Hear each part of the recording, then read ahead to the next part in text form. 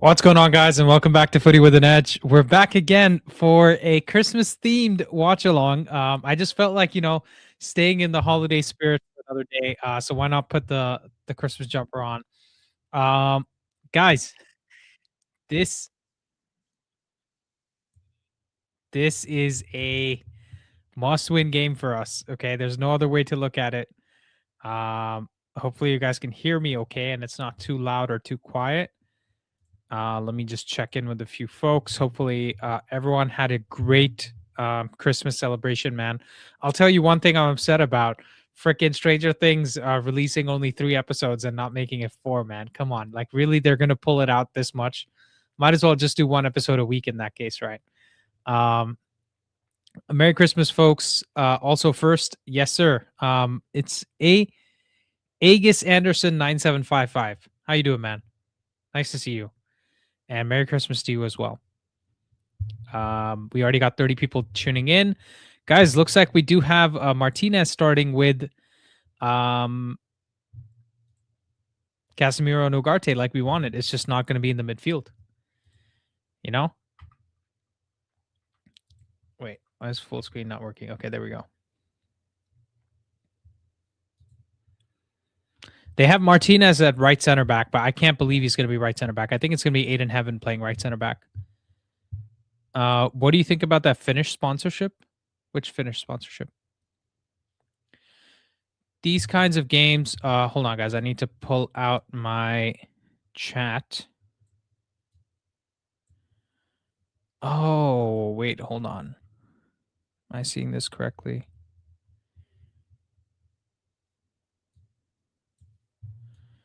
I need to do that. Okay.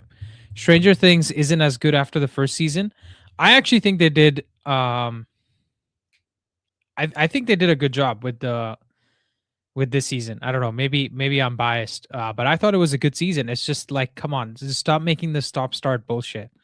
Like, Christmas was fine to just release all the episodes. Why you want to pull it out till 31st? And most people are going to be at parties or whatever, just busy, right? So they won't be able to watch it. Let's see. Sedan says, "Hey Andy, man, I'm really worried, especially with no Bruno." I agree. These kinds of games is why I got so angry at Everton and West Ham results. If we had won those, we'd have a bit of leeway. But now if we lose the next couple of games, we could be bottom half again. I agree. That's spot on, Jackper. Very spot on. You're absolutely right with that. Let's hope our guy Ugarte got some luck and flair from Santa. Absolutely. Let's hope Dallo didn't lose his touch with Santa because he's been a bad boy.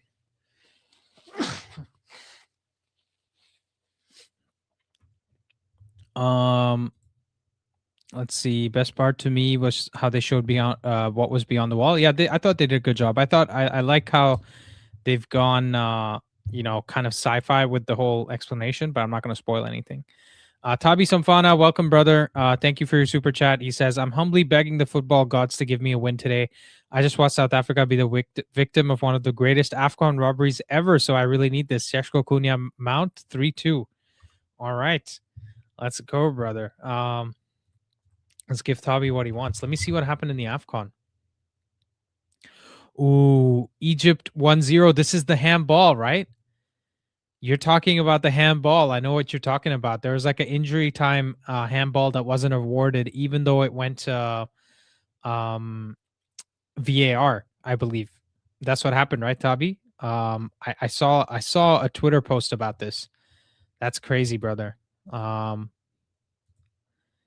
Yeah, I mean, what can I say? The corruption in AFCON is next level. But you guys are still second in your group, right? So, I mean, I'm sure you guys can still qualify to the knockouts. Let's see, what are the other groups here? Tunisia, Nigeria, Tanzania, and Uganda. We got Senegal, Congo, Benin, and Botswana. Algeria, Burkina Faso, Guinea, and Sudan, and Cameroon, Ivory Coast in the same group. Interesting. Yeah, I haven't been paying much attention, but that's super cool. Ruben's never implemented best 3-4-3, even in sporting. Yeah, Shaki says that's a penalty for sure. Cope says, "We will win 5-2 GGMU. Who's scoring 5 goals, brother?" That is some next level of optimism from you there. I appreciate that, but still, who's scoring 5 goals? It's almost 3 a.m. here, and I'm risking my heart that's been twitching for a few days just to watch this game. LMAO. Hope there'll be a Christmas miracle. Yeah, bro. I agree. I think given our fan base expectations, any system at Man United needs exceptional players and big spending. I think we build up with 4-2-3, but 3-4-3 in general. Google it. I've been seeing these last couple of days. It's like a 400 million worth or something like that. What are we talking about?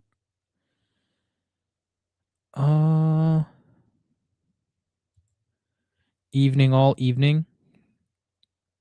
Oh, thoughts on Amorim's about needing to spend big money to get right players. So the key part of that comment for me was he said you need a lot of money and time. I think he's really worried about the time, not necessarily the money, because it's only been 2 windows where one of them they didn't give him anything. The January window last year, he didn't get anything. So this window, they're probably the summer window, he got 3 players, but again, that was just for the attack, and those guys have been injury prone. So I think he's just showing some concern with the fact that he may not get the time that he wants to, and I think that's totally fair. We have somebody joining us here for a very early call-in, so let's have a conversation with him. We got Prashu joining. Prashu, how you doing? Hey Andy, what a pleasure talking to you, man. Likewise, dude. Pleasure to have you here. Where are you calling from? Yeah, I'm calling from the beautiful hill country of Sri Lanka. Oh, very nice. Where in Sri Lanka? Colombo? Where you at? It's the central province. It's Kandy. It's a city called Oh, Kandy. I know where that is. Yeah, very nice. Oh, My mom that's has been a great. few times to Sri Lanka, but I've never had the pleasure myself. I'd love to go sometime. Yeah, I would say come back, say in after mid of next year because we just went through the worst cyclone in history and pretty much destruction all over. So we're in the rebuilding process right now. Right. Anyway, it's a pleasure joining you, Andy. I tried to join in yesterday's this thing, but I think you guys had enough of a crowd, so I was unable to join in. And I just want to say it's wonderful to see people who are actually grounded in facts and who are very calm, who are very composed, and do not let emotions dictate their understanding of what our football club is. I think that's wonderful. You give an alternative to all the other clowns on YouTube who simply sell emotions. So Can I kudos just to say, you. Prashu, Kudos. you're sounding very much like Kumar Sangakkara right now on the phone.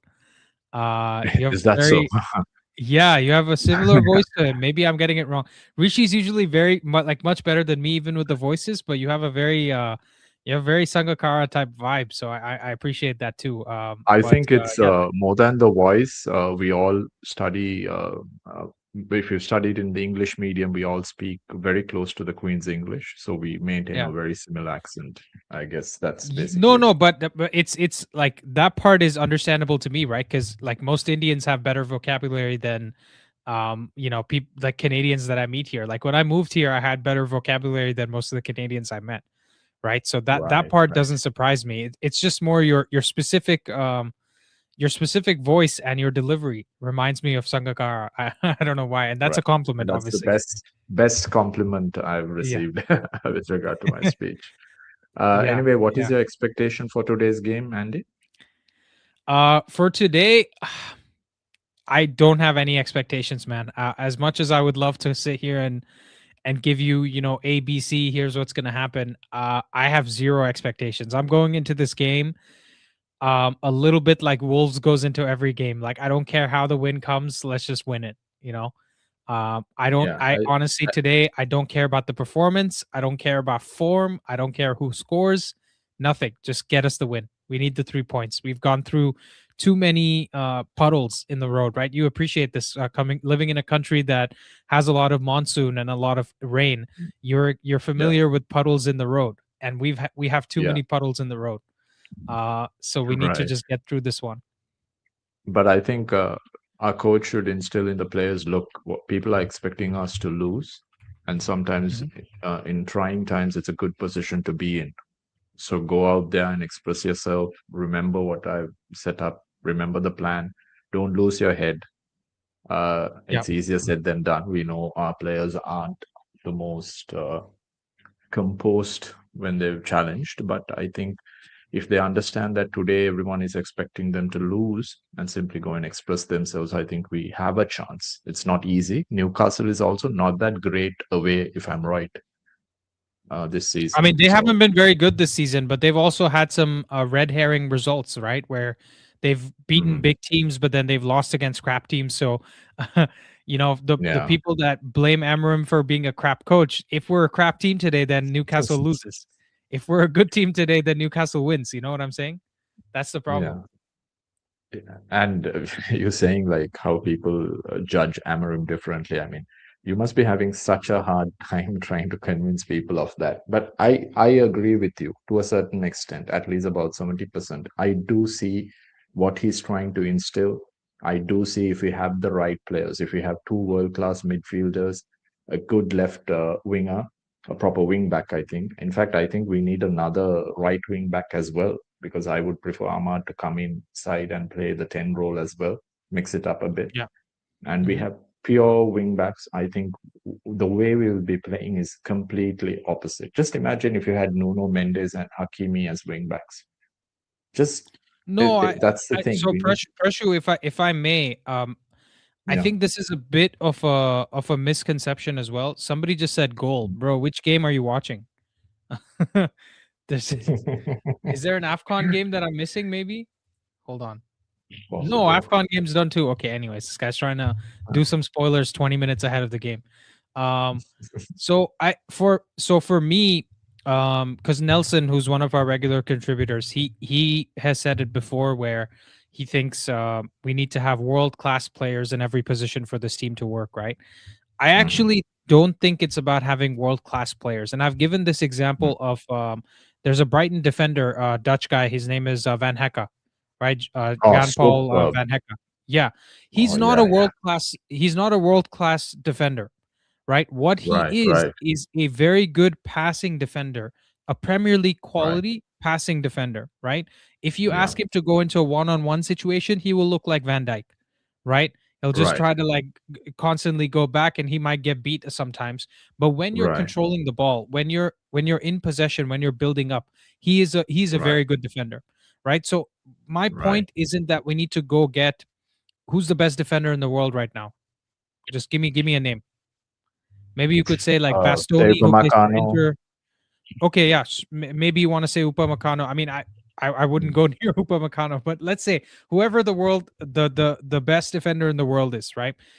mm. We don't need those three of them to come play in in this team to make it work. That's not how it works. Right, I think what right, we right. need is I think what we need is good passing defenders, and once we have that, um, the problem we have now is Euro and Heaven are the passing defenders. Luke Shaw is the passing Mhm. defender, but they're not actually good as defenders. So Yeah, the problem in our squad is that we have either a 19-year-old who can do passing, or we have an experienced center back who cannot pass, right? that's We need right. like a blend of those two. And I don't think that means it's not like only three center backs in the world have a combination of those two things, right? Right, right, Um, right, right. the problem is the way the squad is structured, right? Like we don't have we actually don't have a single wing back. That's the problem. Because Mhm. Amad Diallo cannot cross the ball. Even with his left foot, Yeah, he cannot cross the ball. yeah, yeah. Ahmad looks like our best wing back, which I agree. But Mhm. ideally, we have somebody better than Ahmad. So that's the problem. That's what Amram was talking about today, where he was saying that he realizes he said time and money, but what he meant was time, right? That we're not going to get the time to play a 3-4-3 system. And that's why he's willing to change from that. I think at least that's what I took from it. Because listen, we've spent Right. what did Ten Hag must have spent 500 million, 600 million, right? Oh, good Ollie Lord. must have Yeah, spent Ollie must have spent like 400 million himself. So there's yeah, managers who have gotten more money than Amarim has gotten. I think he's worried yeah. he doesn't even make it to the summer. So he has to do something to survive. And I think if I you think look at it this way, I think his fear is understandable, right? Because they're not offering him a renewal of his contract or anything. They can let him yeah, go at the end of the summer. And if he's already trained the squad in some 3-4-3, it's just the best chance for these guys to bring in someone like a Tuchel or a Southgate, God forbid, or maybe even Conte, they might, if they're ambitious enough. So they realize that we're only going to use him as a stopgap. And with regard to the players, when this summer I was happy that we bought attackers, but I think we didn't need Sesko. If we were really smart, we could have gone for Estupian. Estupian is earning 85,000 euros per week. We could have offered him more, Oh, you mean and the he went Brighton for guy 30 who's gone million. to Serie A, right? Does Yeah, he play for Roma or yeah. something? Milan, I think, if I'm right. Estupinan, Purvis Estupinan, right? Yeah, Yeah, he plays for Milan. Yeah, you're right. Milan, right? And what about, and I personally thought we should have gone, even though we wouldn't have got it, because Reece James was coming back, go and offer 50 million for Malo Gusto, Oh, I've right? been talking about Gusto for the longest time. Oh, I've really? been Yeah. saying Okay. Gusto. Yeah, I've been saying Gusto from the top of my. Rishi is sick of me talking Yeah. about Gusto because I No, keep he's saying so like Gusto composed. is the guy. You Yeah. you know the Van Heck thing you said, right? The Yeah. reason is it's not just he's a good player. He follows the plan, but I think there's a bit more to his character in that he has that composure. It doesn't Hmm. matter how good you are if you don't have that composure in that situation, right? When so I think that type of players, Estopian is wonderful. He would have been ideal. I don't know why we went for Dogu. He wasn't ready. He So I needed think another chance. the issue with the Stupinan, because I was thinking about the same thing the other day. I saw some news of him being in AC Milan. I didn't even know he left Brighton, and I was like, why the Yeah, hell would? Because he was like one of the best wingbacks in the Premier League like a he couple was seasons ago, offered. right? He was offered to And us. I think it's because of the injuries. Because Prashu, I'm looking at the injuries right now, and Okay. in 24-25 season he missed 170 days. That's almost half a year. The season Was before that that he missed recurring 89 or was days. it one big injury?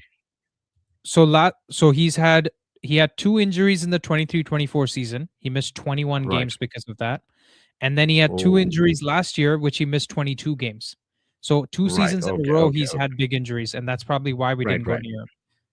Yeah. Fair enough. Fair enough. And it's a good decision to go to Italy. It's much less, physically taxing than ours. So I Yeah. think, yeah, okay. But I'm sure we would have had some alternative in our league itself, or if we had really good scouts, we could have found a much cheaper alternative in the European leagues. I'm sure for 15 million Yeah. pounds, we could definitely find some alternative. Unfortunately, I don't know. Our scouting, I don't know whether our scouting doesn't click or it's just that the board doesn't listen to our scouting.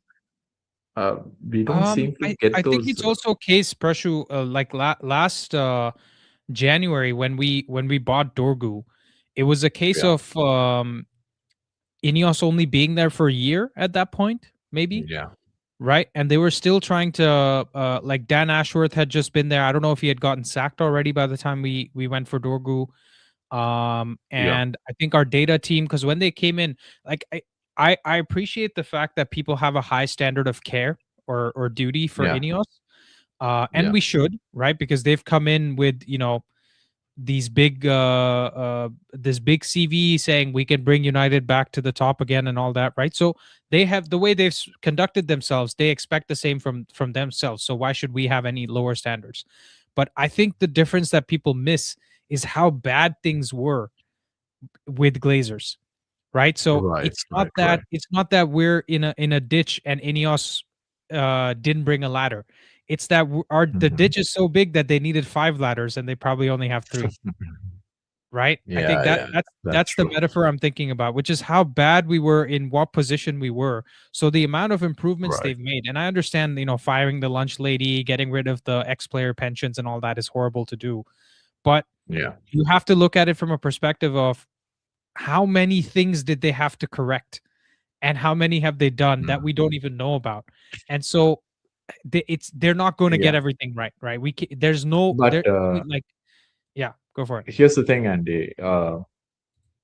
I come from a finance background, Mhm. especially I worked in corporate finance and a little bit in mergers and acquisitions. Before you do any deal, there's a significant amount of studying and due diligence that goes behind. And part of the Yep. due diligence is not just financial, there's operational due diligence and Of course, yeah. also due diligence done on the culture of the company on the management. I've done personally so many projects similar to that for our So listed I have a companies, capital and I markets know. background as well. I used to work in Oh, capital right, markets. fantastic. Yeah, Oh, super, I worked super. in wealth management, so not Oh, really the really? investment banking side, but I do have Yeah. exposure to, you know, let's say due diligence, like you said, and I At do least you know understand it. what I've the worked in process startups as is. well. Yeah, absolutely, absolutely, and I Yeah, know what you're saying. You're saying it's not just 1 year. Actually, they've been in yeah, conversation for before they purchased it, so you have to consider yeah, that as well. But again, like I said, whether it's 1 year or 2 years, it's also 20, 25 years approaching, or 20 years I get. of Yeah, that's Glazer true. ownership, right? So That's true. there's a That's lot of true. stuff there, and we're forgetting that in the background they also did the new training ground, right? Which they spent 50 Yeah, million on. That takes a hell of a lot of yeah, planning, hell of a lot of resources to do that. that's true. They've changed the whole structure for how their scouting works. We went from 140 scouts to 80 scouts, I think recently that news came out, right? So we laid Yeah, off that's under Vivel, bunch of right? scouts as well. Yeah, under Vivel, exactly. So That's a good appointment. yeah, exactly. Vivel is good. Wilcox is good. And Yeah.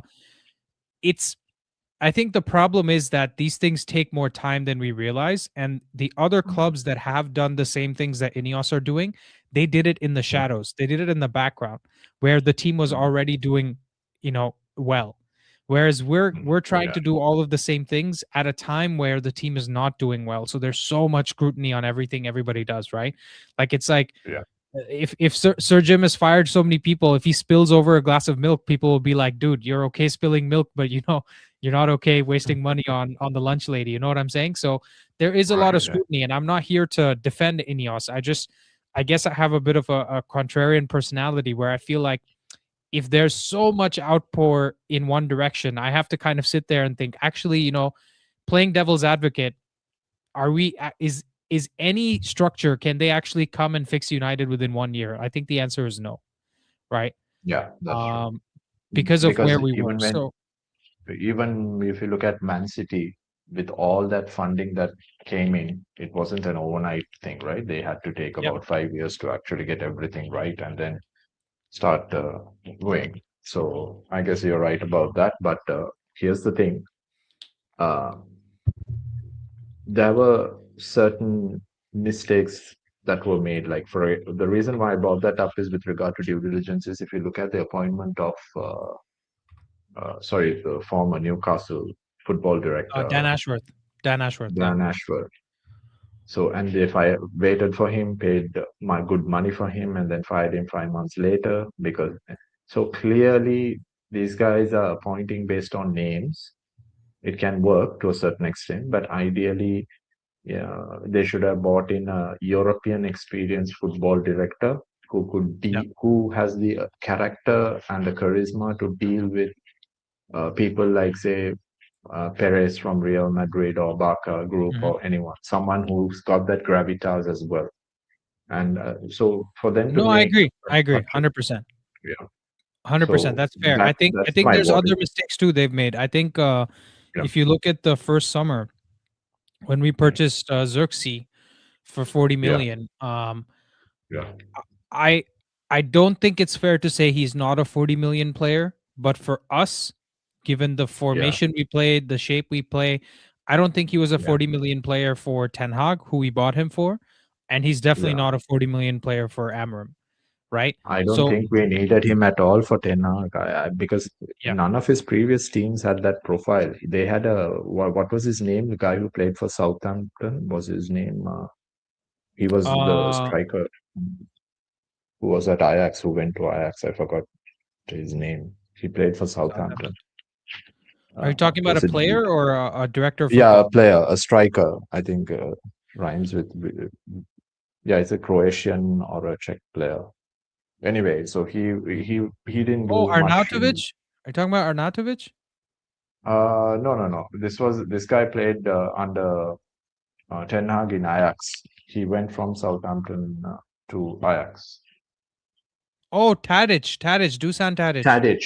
Yeah, exactly. Dusan Tadic. Yeah. So that's the profile he had. He used to support the attack as well. He wasn't just a pure, uh, you know, number 9, like say what you would put Mateta or someone like that as.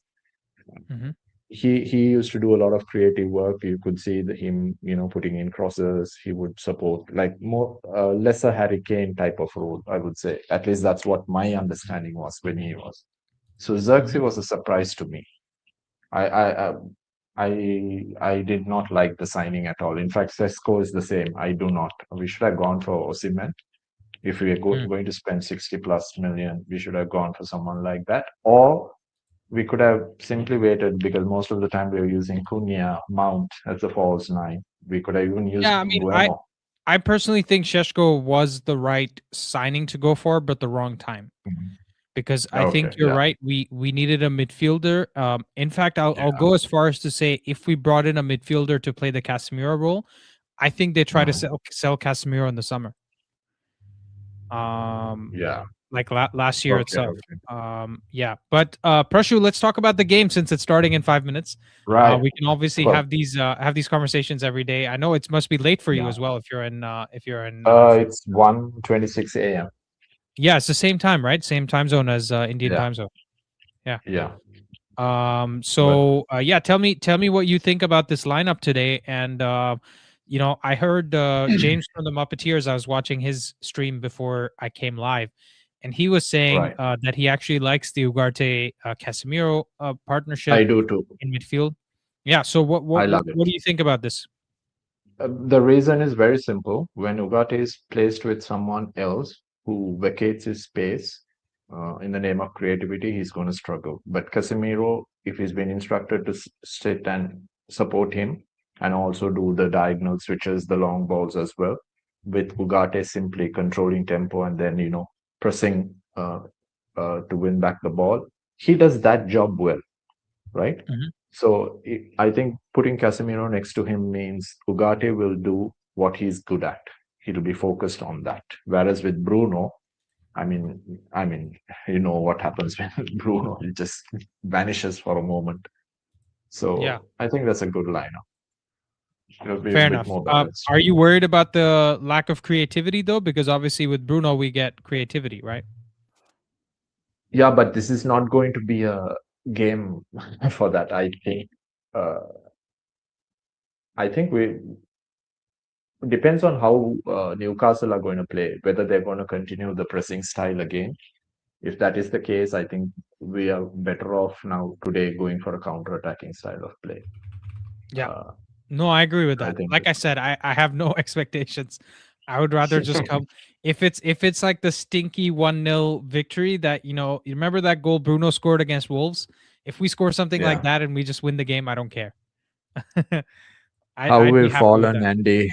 How we've Yeah. fallen. I got inspired by Man United because the first football game I watched was Rooney, Tevez, and Ronaldo. And Oh yeah. Which year was this? 2007? 2007, good Yeah. lord, Yeah. how Well, we have that's one of I would argue that's I would argue that in terms of the most exciting attacking football, that might be the greatest in like Sir Alex Ferguson era, even.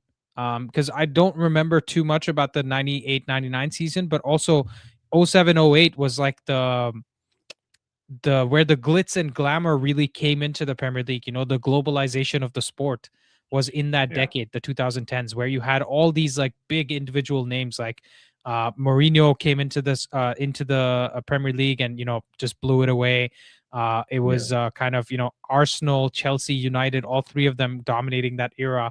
So that era has Mhm. a very special place in my heart, and for me, that 07-08 season, man, that was something special. You know, Unbelievable. um, yeah, I used to exciting stuff. shout at the TV, the red wave goes forward again. Because it was like, my God, the transitions were like unbelievable. Electric, electric, Yeah, and people talk about I mean, I know Thierry Henry because a lot of times once you finish playing the sport, if you're not yeah. appearing a lot on TV again, you become irrelevant. And Oh, okay. Henry's been on all the Sky and CBS and all this, and everybody's Yeah. anointed him the greatest Premier League player of all time. Dude, go Uh, look at the accolades that Ronaldo won in that 07-08 season. He or yeah. 8-9, whichever season he won the Ballon d'Or.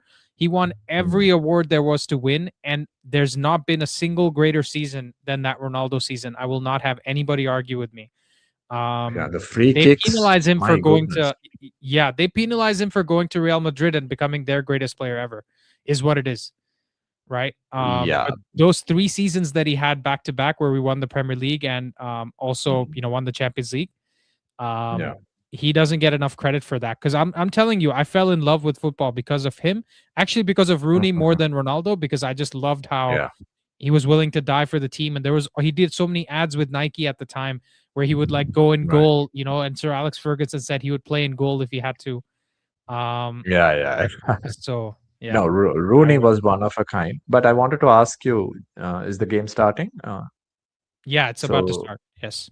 I just wanted to ask you with regard to just my opinion. I don't know what yours is, but I think this summer, if we are going to fix the midfield, I think we have to do everything possible to get Elliot Anderson.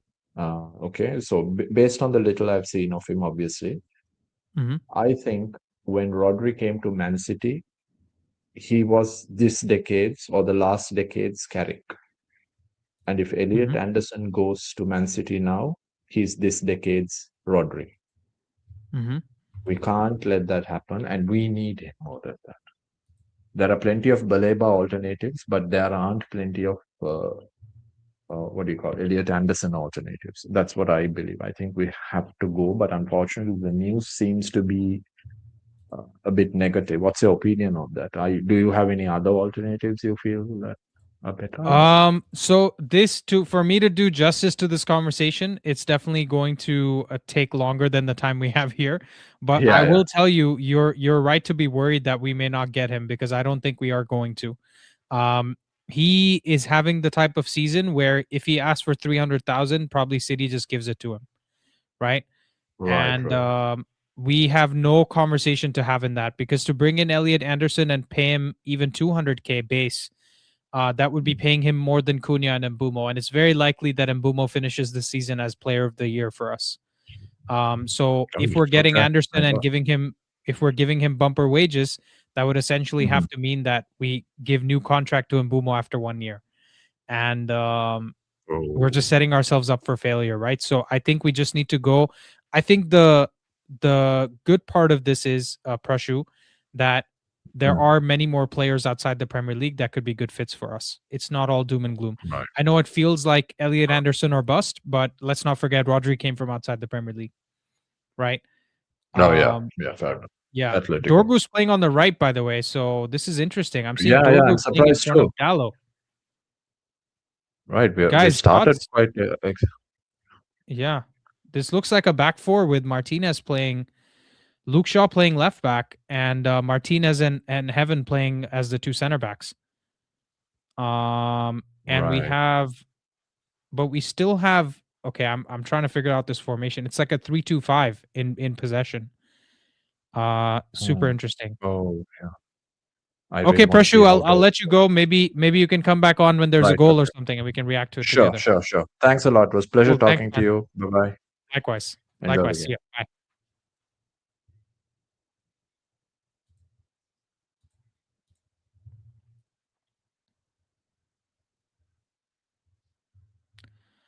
Bye. Guys, we have Dorgu and Dallo playing on the same side.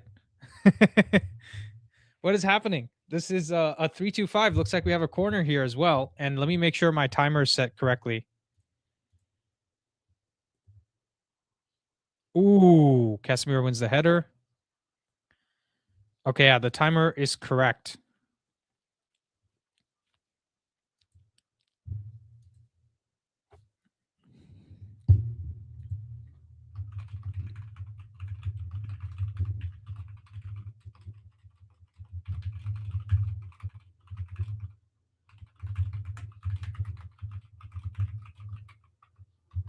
Yeah, it's a 4-2-3-1 with Dorgu playing as the right winger. Oh, Cunha came in too narrow there.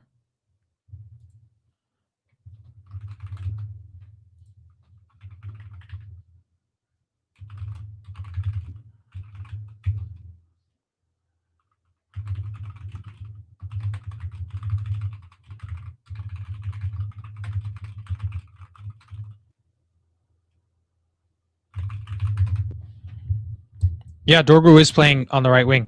It's not for a moment. That is, you are accurate. Your eyes are not playing games with you.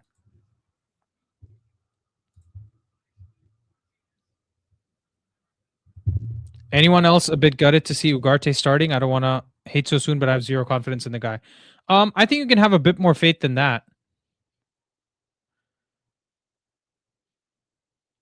Sheshko looking a little neat and tidy. So Dallo's playing right back, guys. Sai. It is it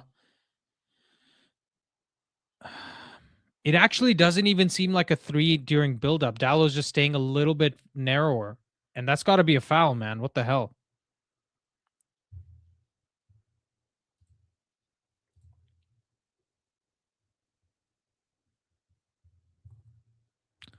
Team looks more balanced if we don't concede. Yeah, let's see. Cunha's playing left wing. Dorgu's playing right wing. We have Mount in the hole. Defensively, this is absolutely a 4-2-3-1.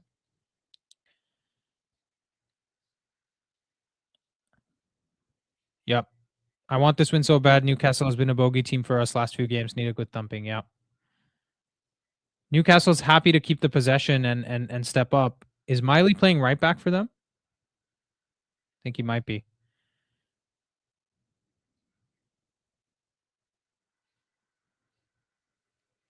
We have Lissandro escorting the Italian out of there. Seemed like Dorgu's playing a bit narrower than usual. I haven't seen that, to be honest. I think he's pretty wide. Yeah, Mount is 10, 4-2-3-1 for sure. Yep. We see Bruno the manager there. Hey. See Bruno's telling Harry Maguire what the player should be doing. I love it. Okay. Pass across the box to Heaven. Dallo plays a ball into Sheshko. Let's see Dorgu do something useful for once.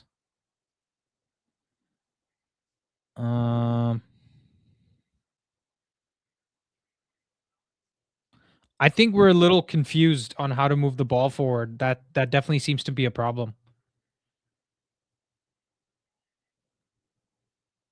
Oh, Heaven putting on the afterburners.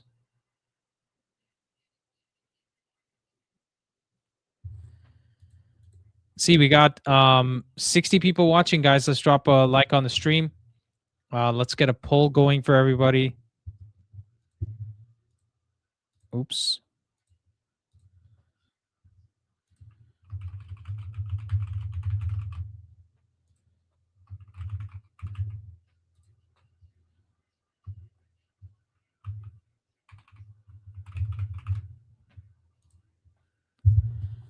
See, we got a poll going for you guys.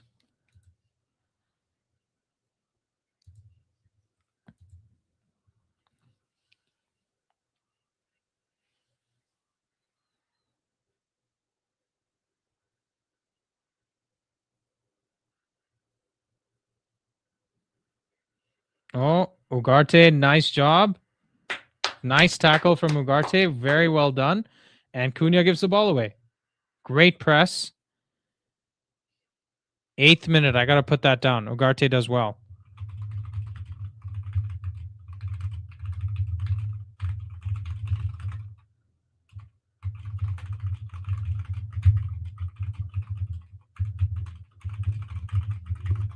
Yeah, Ugarte's been good so far. I think Sheshko's been good so far as well. Is that a foul throw from Luke Shaw?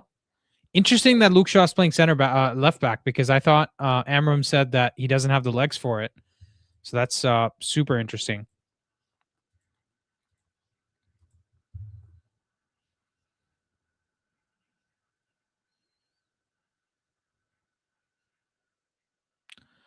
Cyber Mode says we really need Sheshko to score today. Yeah, I agree.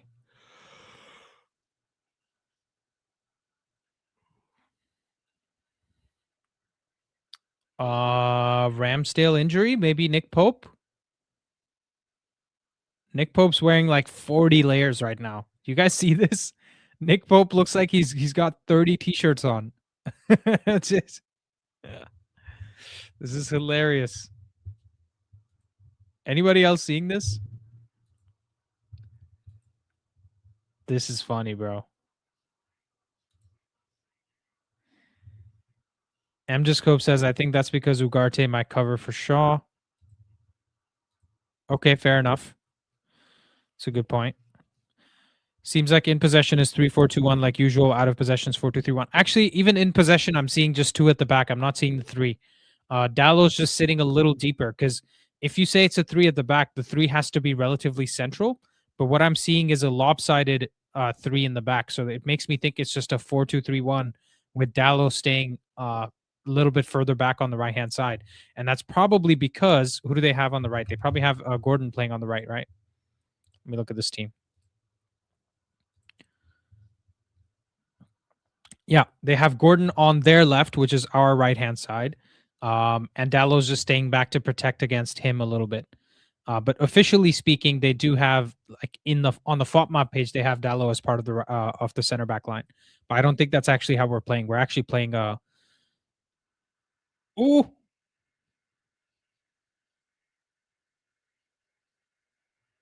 Oh, Ugarte needed to not take that touch. Ugarte needed to not take that touch, guys. He needed to shoot. Ooh. 10th minute. Ugarte has to shoot that first time on the cutback.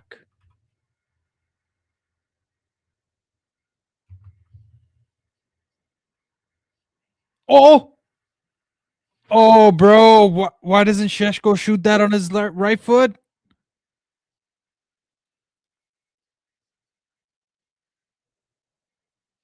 Bro. Let me see this again. Oh, it's behind him. Okay, it's behind him. Jesus. I mean, I think it was behind him, guys. I saw the second angle to it.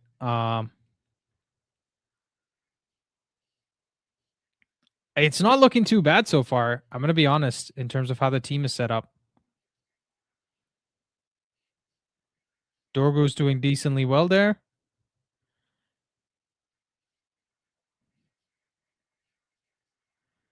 Yeah, good cross from Dorgu. Really good cross from Dorgu. I agree with that.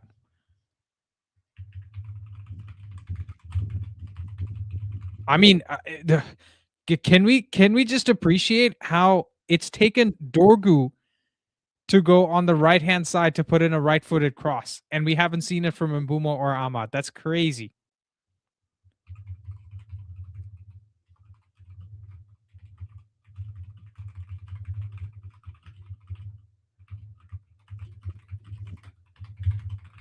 If you want to be really harsh on Sheshko, you could say when he turned around to his left-hand side, he took the shot kind of falling away anyway. So could he have taken that shot with his right foot to begin with if he's going to fall away anyways? Sheshko, come on, release the ball. Oh. Sheshko, bro. Or sorry, Cunha, bro.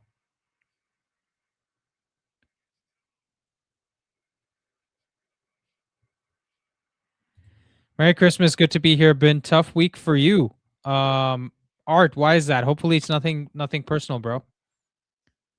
Oh, good save from Lawmans. Damn. Good save from Lawmans, bro. Jesus. This team is not good for the heart, man. Mjascope, great save. Yeah, absolutely. Great save. Great save indeed.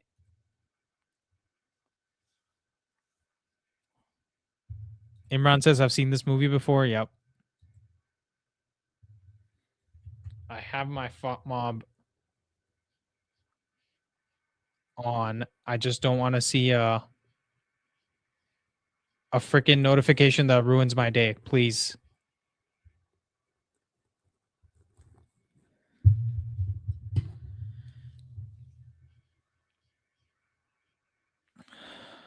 Oh, you closed your business.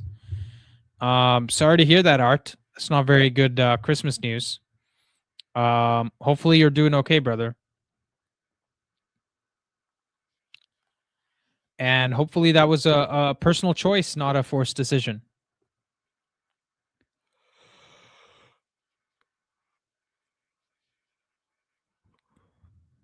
Our players sadly refuse to shoot with their weak foot in some good positions. Something good will start soon. Yeah, absolutely, man. I know Ayush has started on a new venture by moving to India as well. He's also looking for something new. We all are looking for something new, right? I'm looking for something new with YouTube. Um, so hopefully you can recover from this both mentally and professionally. See, Newcastle happy to have a lot of the ball so far. So this is kind of our happy space.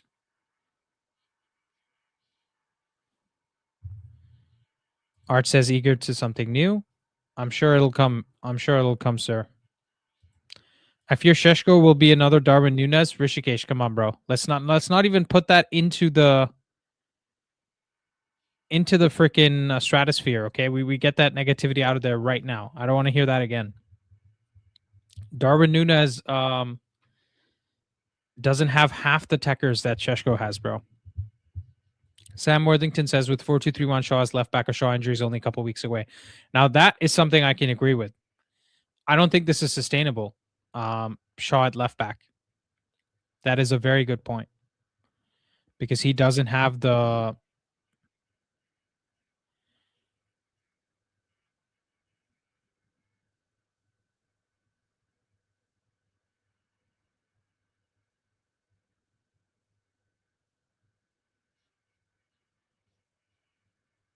Darwizi mayonnaise.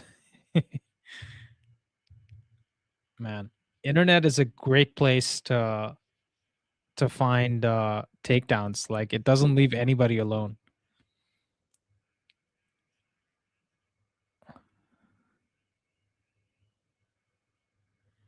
Hey guys, we have a full South American left hand side because we got Lisandro Martinez, we got Manuel Ugarte, and we got Roberto Carlos playing at left back. Oh, come on, Raf. Good news is Mbumo Ahmad will be back, and we might be covered with Dorgu at left back. Yeah, I agree, Sam. I think this is kind of an AFCON solution. It'll be interesting to see if we play a 4-2-3-1 once those guys are back too, or if he stays with his kind of 3-1-6 in build-up. Because what I'm seeing here is even in build-up, we're playing a 4, which is the interesting part to me.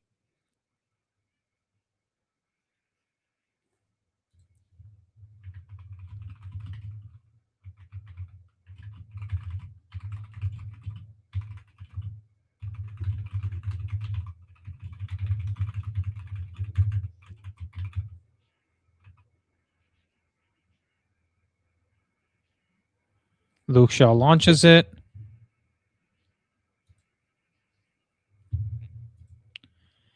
Dallo has been good in recent games. Never ever imagined. Well, to be honest, Dallo was player of the season like a couple seasons back in Ten Hag's second last season, so 3 seasons ago, I think. So we've seen him have good games before and good seasons as well. Shawshank Redemption tonight. Nice one. Dallo, get rid of it.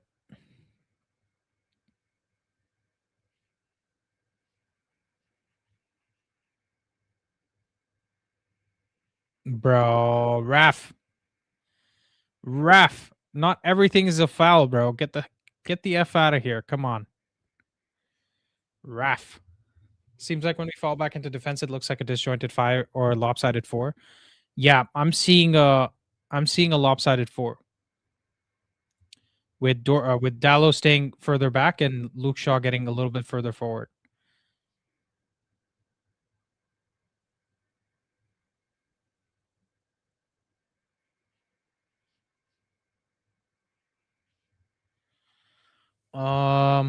We're not able to get it past the middle third, dude. That's a big problem for us right now. Well, Casemiro had to get a touch on that, so that's fair enough.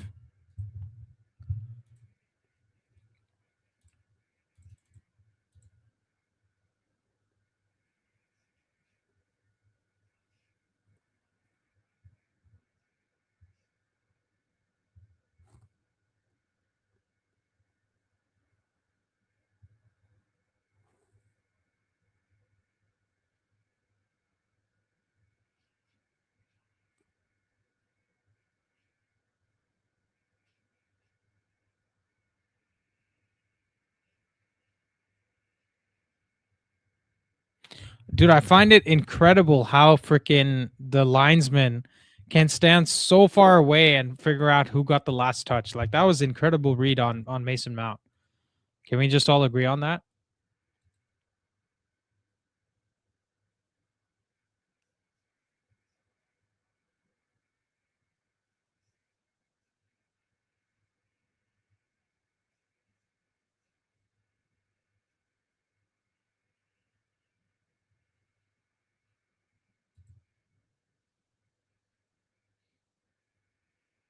Ref, he gives the foul. He gives the foul on Bruno G, but he won't give the same foul on Dorgu. Ref, that's so light, bro. Come on.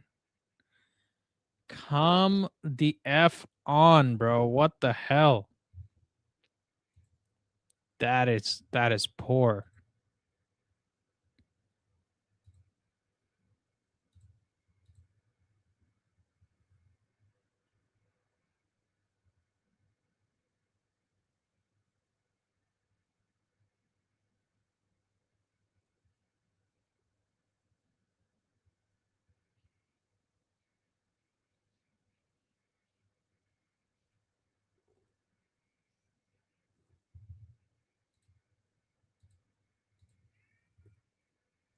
It's so weird seeing Dorgu and Dallo on the same side, and it's the right side. Yeah, I agree. I agree. This is we're seeing a lot of firsts. Oh, Dallo, come on, bro. Nope, please, guys, switch on. My cat is asking to be let inside the room, guys. Sorry, I have to go let her in. Kitty needs her rights. Ref is a clown. I agree. Dorgu did well last season on right with Ahmad.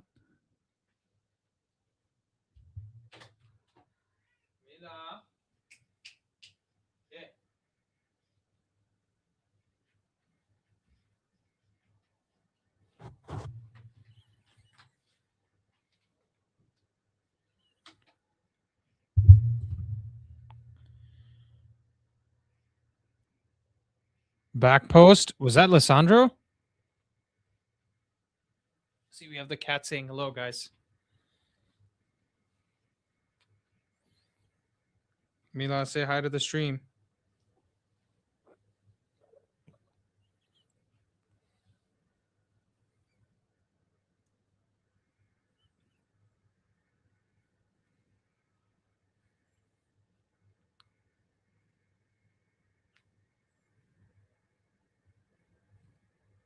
Cato needs her daily dose of Man United coaching staff. Yes, sir.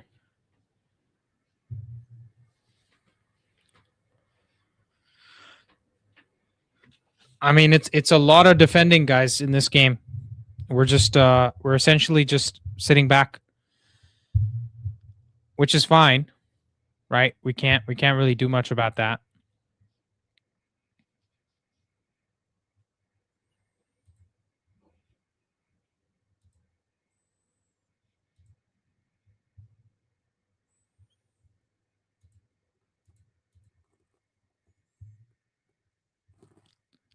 What's the name of the cat? It's Mila.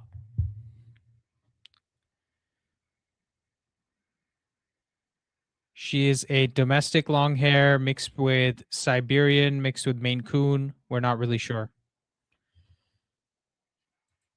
How are you, Fluffy Pocket size Apex Predator? Yeah, she's very feisty.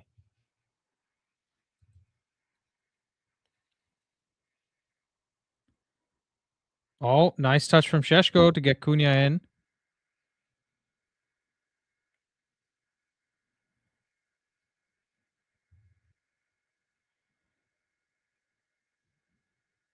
I want to see this.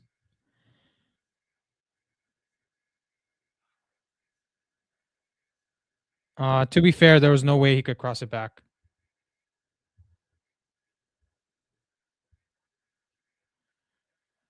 Boys, I have a good feeling about this. Guys,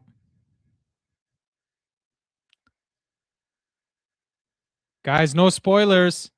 Oh! Yo! Dorgu! What a goal, dude! Oh my god! What just happened, bro? Guys, no spoilers. No spoilers, please. Chinaza, my Nigerian brother. Let's go. Let's go. Patrick Dorgu. What a goal, bro.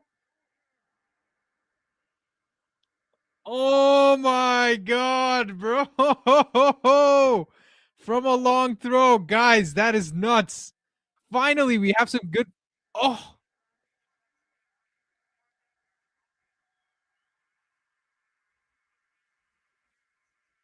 Oh, come on, man. Let's not,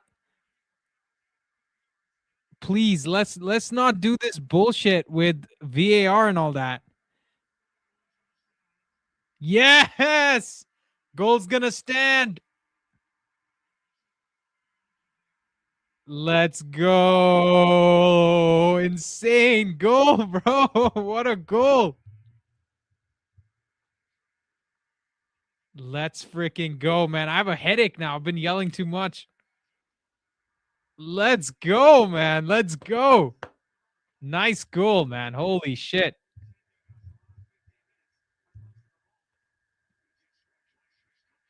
What a goal. Guys, I mean, who cares? It's a set. I mean, is throw-ins a set piece? I guess it is, yeah. Fair enough. That was sick, man. That was sick. That's some finish. And when you see it from an unexpected scorer, you know, it's even better.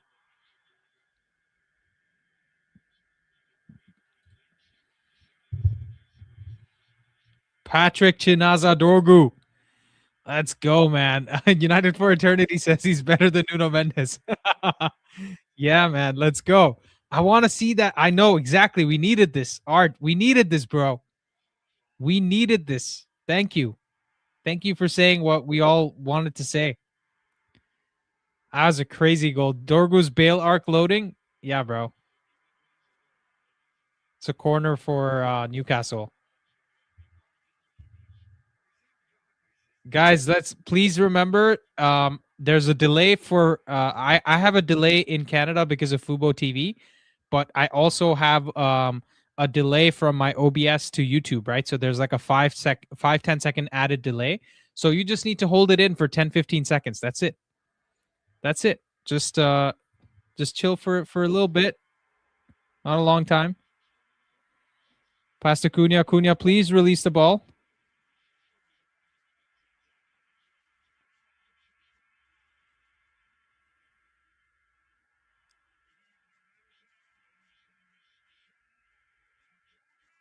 Oh! Dorgu's playing like Ronaldinho, bro. Jesus Christ.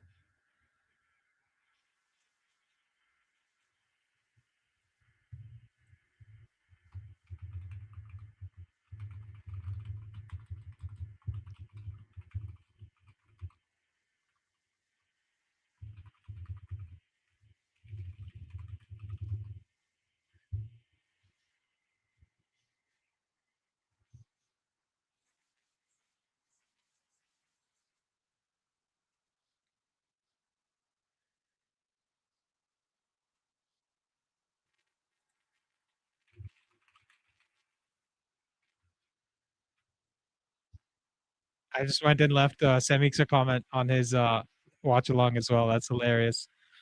He's been the biggest Dorgu out guy.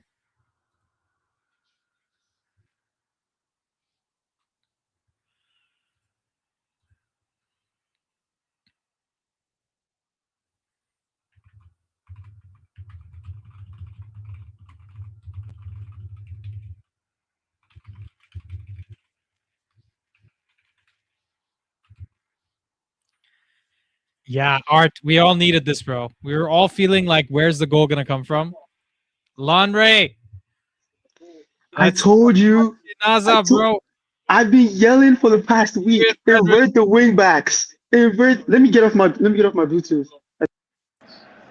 Didn't I tell you, Andy? Yeah. I told you, invert the wing backs. Dorgu can't do that, bro. Yeah, crazy. I mean, so like, listen, with Dorgu, the thing's always been the final third, and now if he can score shit like this, like, oh, Man, excuse me, bro. madness. That was crazy. Somebody said he's better than Nuno Mendes. All right, let's chill. Let's calm down. Not yet. Oh wait, why did my Okay, you stuff just just spawned reset? someone. What happened? No, Dogu just spawned someone. I don't know if my stream is late. No. My thing just reset. Hold on.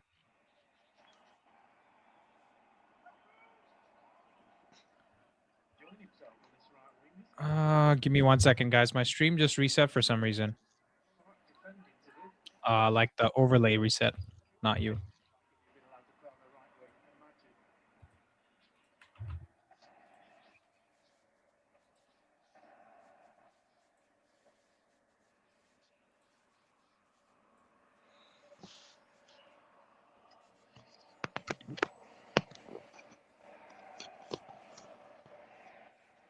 Why is this not working?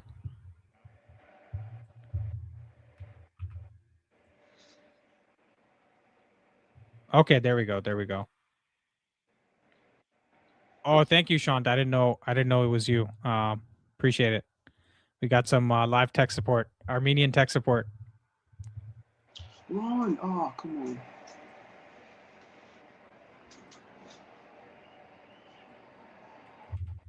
Versus Newcastle United.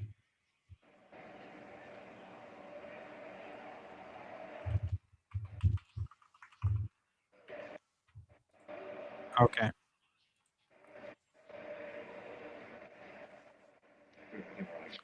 Yo, Sean, come give us your thoughts on freaking Dorgu, bro. How good's he been? Yeah, Dorgu's balling out. He is. He's Balling more. out. Oh, we got Cunha with a nice run. Corner again.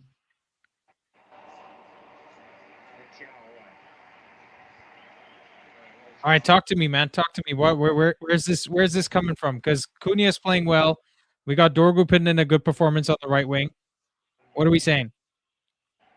What am I saying? Yeah. I mean, first of all, I don't mean to be that guy, but I don't like the refereeing. I feel like some calls. Oh yeah. No, I agree. Did it, and He's just breaking up the game way too much. Yeah, he's letting Newcastle play intense, but not us. It's very weird. Normally, if you want to keep the intensity up, then you let stuff go for both teams.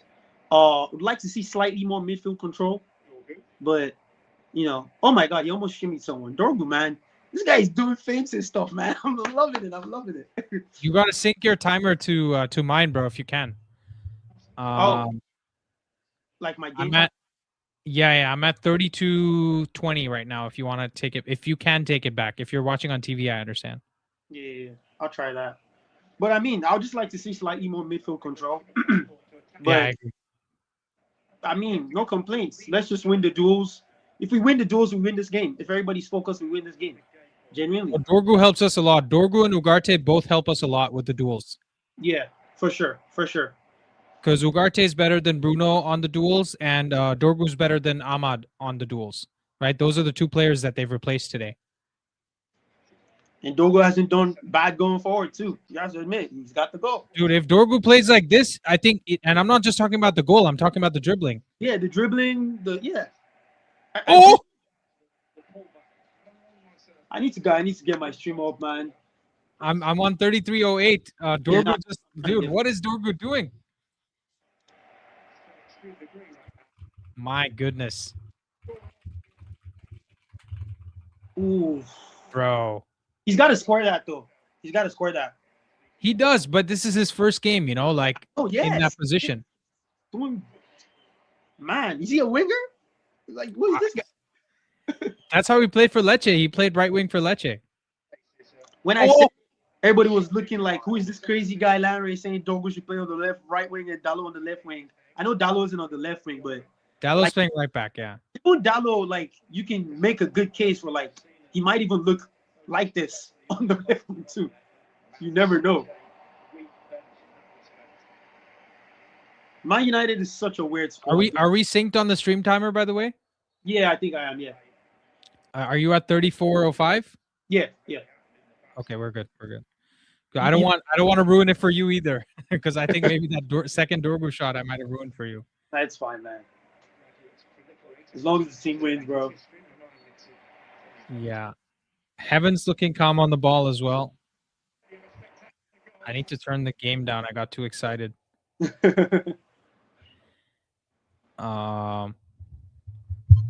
But Newcastle look up for it, man. They weirdly, it's like they look better than the Chelsea game almost in a way. Like the team looks.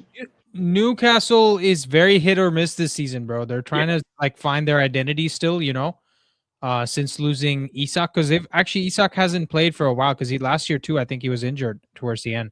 Oh, nice turn from Ugarte. Shot left back.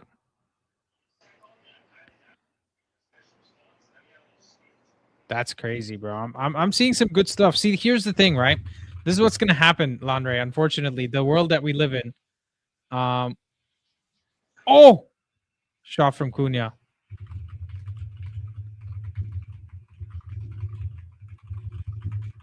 Yeah, Ugarte feint was crazy. What's gonna happen now, Landre? I know exactly what the headlines are gonna be. No Bruno, no problem. I know, right? I was thinking of that. Everyone's gonna be ready to hate on Bruno, whereas we don't realize Dorgu's never played this well before, even on the left, right?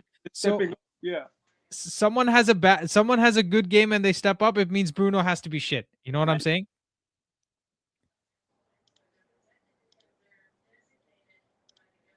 Why can't we just be hoping that Bruno comes back and Dorgu plays like this with Bruno in the team? I mean, that requires Ahmed to eat the bench.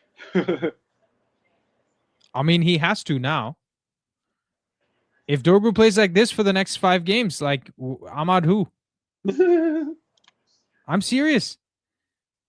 Don't let them catch you. The player FC, they're gonna lose their minds. You know what the best part of this is? On the right hand side, the fact that Dorgu's giving them such headache on the attack means Gordon is also subdued on their left.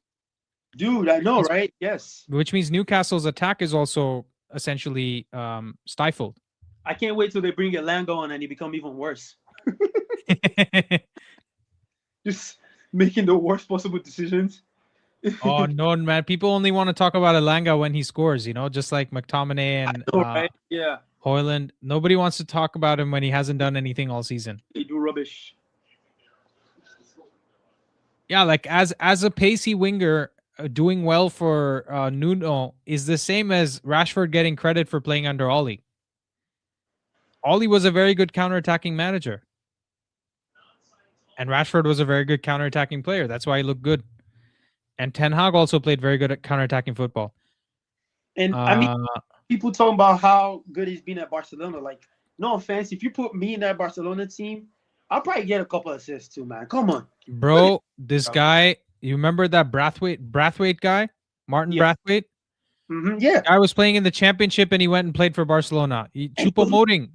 Choupo-Moting did well at Bayern, right? So there's teams in the world where you can go and look like a great striker. Look at Luis Diaz, bro. He probably finishes like fucking 25th in the Ballon d'Or this year playing for Bayern. You know what I'm saying? No, I feel you. Exactly that.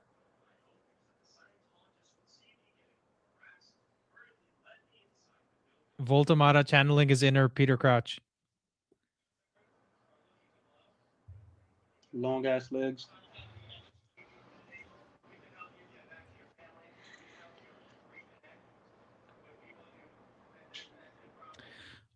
See, my problem with Rashford isn't that he's a crap player, right? My problem with Rashford is that his image and his profile became a lot larger than he ever was as a player.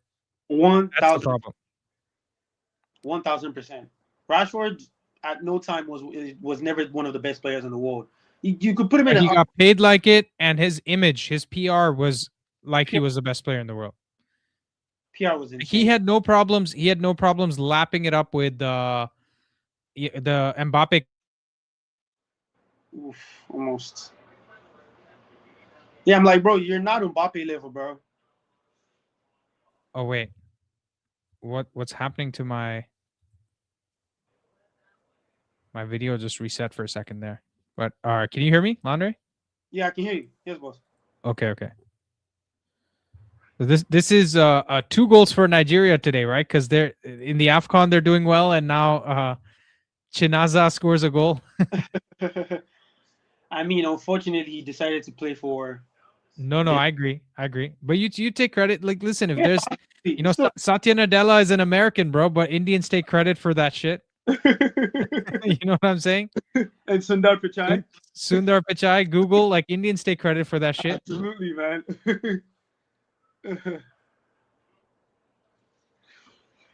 Plus, like, he grew up in a Nigerian family. His parents are Nigerians. They're immigrants from Nigeria, right? Oh yeah. You know, So, some like like- Olise, for example, he's like half Moroccan. Like some players would be like half, white or whatever. Olise is Moroccan? So yeah, his mom. I think his mom is Moroccan or Tunisian or something like that. Oh, I know Yamal is Moroccan. Yeah, same thing with Olise, or maybe French, but he's not fully Nigerian. Michael Olise. Yeah. Jesus. Ooh, Finally, Taylor doesn't give a foul. Oh, that was a crazy jump over the ball from Dallo, bro. If he makes contact on that, he probably goes in. That's crazy. I have the FOTMob notifications to ruin my life, so we'll see if something happens. Let's hold this to first half, man. I mean, it's not like that's changed anything. Remember Nottingham? Yeah, that's true. But I mean, I have reason to believe that Newcastle are a little toothless on the attack themselves. Right? They haven't really created anything that's, got me off the edge of my seat. It's probably going to be a crap goal that we concede. But Jacob Murphy is a damn good crosser, and you have to admit it. That dude knows how to cross the ball, right? Yeah. That's the thing with football. That's why cross to the big man always used to work. You can play crap the whole game, one cross and you're back. That's true. Yep, that's true. Jacob Murphy. I said right set piece. Jacob Murphy's dad is Nigerian. Yeah, his dad is Nigerian. See what I mean? I know you know what I was talking about when I said Nigerians be taking credit for that Dorgu goal.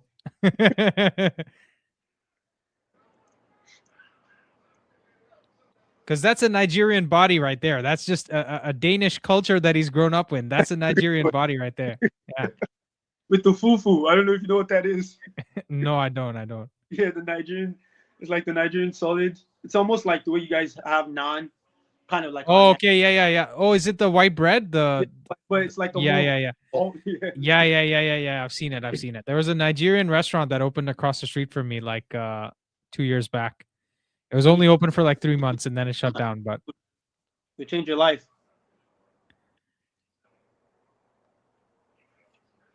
What is a jollof rice, right? That's what you guys Dude, yeah, jollof rice is probably the best form of rice on the planet. Just so you know, it's probably the best form of rice on the planet.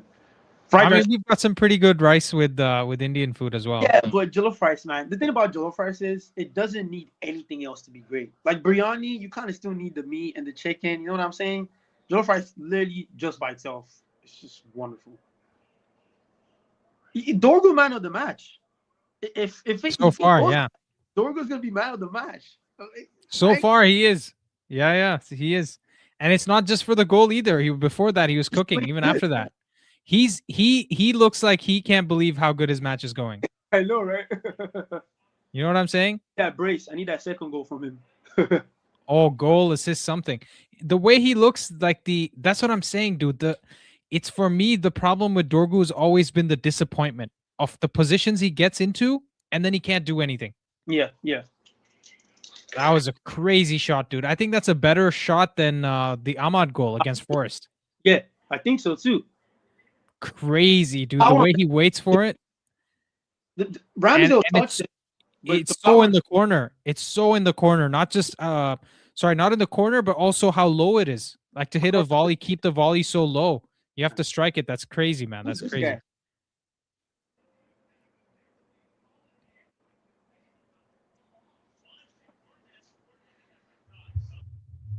Clarence is like, let's not jinx it. Dorgu finding final third form with the brace of first for Man United. He's predicting a One Football article. Uh, Dorgu test map. Wow. He's 21. Cut him slack. No, absolutely, dude. In fact, out of the people that I speak to, I've been the least harsh on Dorgu. And to be fair to Nelson, Mr. Contrarian, he's also been very fair on Dorgu. He's also always been, hey Semix, how you doing, man? You were the first person I thought about, Semix, when Dorgu scored. You're the first person I thought about, Semix. How you doing, man? I sent a few comments on your chat as well while I was here. Nice to see you, brother. Hopefully your stream's going well. By the way, what formation is this? Is it a 4-2-4 or what? Or just a 4-4-2? It's 4-2-3-1, bro. It's 4-2-3-1. Yeah, it's 4-2-3-1 even during build-up. So defensively, we're playing 4-2-3-1 guaranteed. Yeah. And during build-up, okay, Casemiro does decently well there. And is Dorgu playing the 10? Dorgu is just whatever, man. His brother needs to chill out. He's got the headband on. He thinks he's Ronaldinho. Okay, somebody's... I hate when football players go down like they've been shot, dude. Come on. What is that? The thing that pissed me off the most, remember that Arsenal game we had where De Gea went down like he was shot, and then Smith Rowe scored past him and they couldn't overrule the goal because I was so pissed about that. I'm like, what are you doing, bro? Get up. Stop embarrassing yourself. Very annoying flashbacks. I also remember the game against Wolves where we just straight up stopped the game and Wolves got a goal. Yo, is this gonna be some red card bullshit on Šeško? I mean, come on, there's no way, right? He's going fairly for the ball. The foot is not even that much, nah. And it's also on the foot. It's not like higher on the shin or something, you know? That's not a red card. If they give a red card. Xavi was trying to shove his boot up Van Dijk's ass. So I understand that red card. Doing that to your national team captain is crazy. That's such a Spurs. Oh, that's what I'm saying, dude. But I respect it, you know? As somebody who doesn't respect Van Dijk, I respect it. He probably watched the Pickford tackle on Van Dijk, and he's like, I can do better.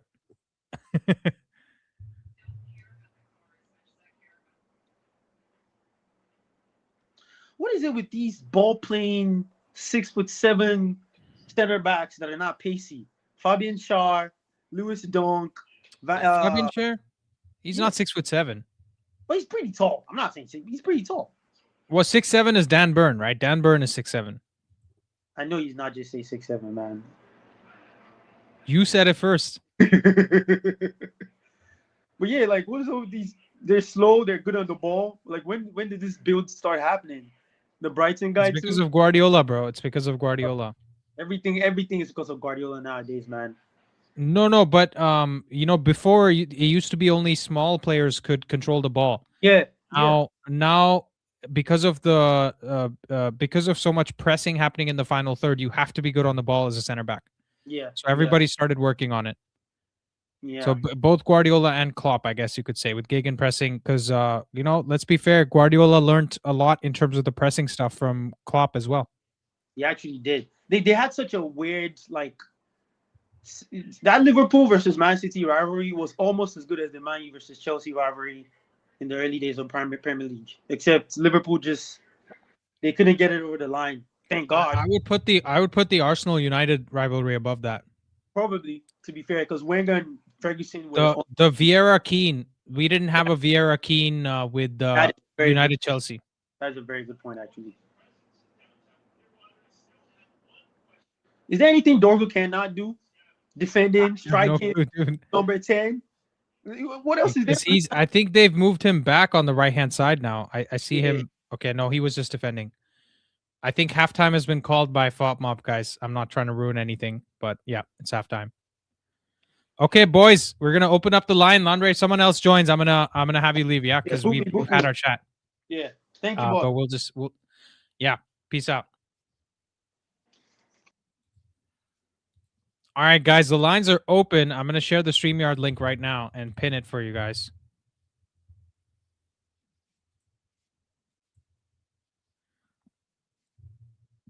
Let's go, boys. Let's talk. Let's talk. Who's coming? Who's coming? Who's having a chat? Cope says, I'm scared that we might ruin the record. Cope, let me just lay it on for you real thick, okay? I'll be honest with you. You're one of the most optimistic guys I see on the stream all the time. And what's the point of being scared about something that hasn't happened yet when you're going to regret it when it happens anyways, right? So let's just chill, bro. Just enjoy. Let's just pretend like United are winning and we're just going to keep winning. Andy, off topic, what are your thoughts on Caicedo challenge? Let's talk about Chelsea players later, bro. Let's focus on us. I want to have some conversations with you guys. Someone join and talk to me about the game. We have Johnson Duro here. Hey, Johnson, how you doing? Hey, Andy, can you hear me? Yes, I can. Go on, introduce yourself. Tell us where you're calling from. I'm calling from Nairobi, Kenya. Oh, very nice. Our third Kenyan on the panel. I love it. I'm Kenya. sure you're familiar with Robert and Nelson, right? Nelson, yes. Robert, not really. But yeah, it's nice to have a little committee of Kenyans going here. Nice. It's really nice. Yes, sir. Yes, sir. Okay, go on. Tell us, what do you think about that game? Just loving the Patrick Dorgu show, man.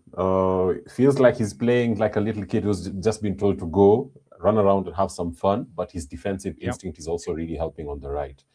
Really feels quite solid down that right side. I have not seen Anthony Gordon at all. It's like he's been missing today.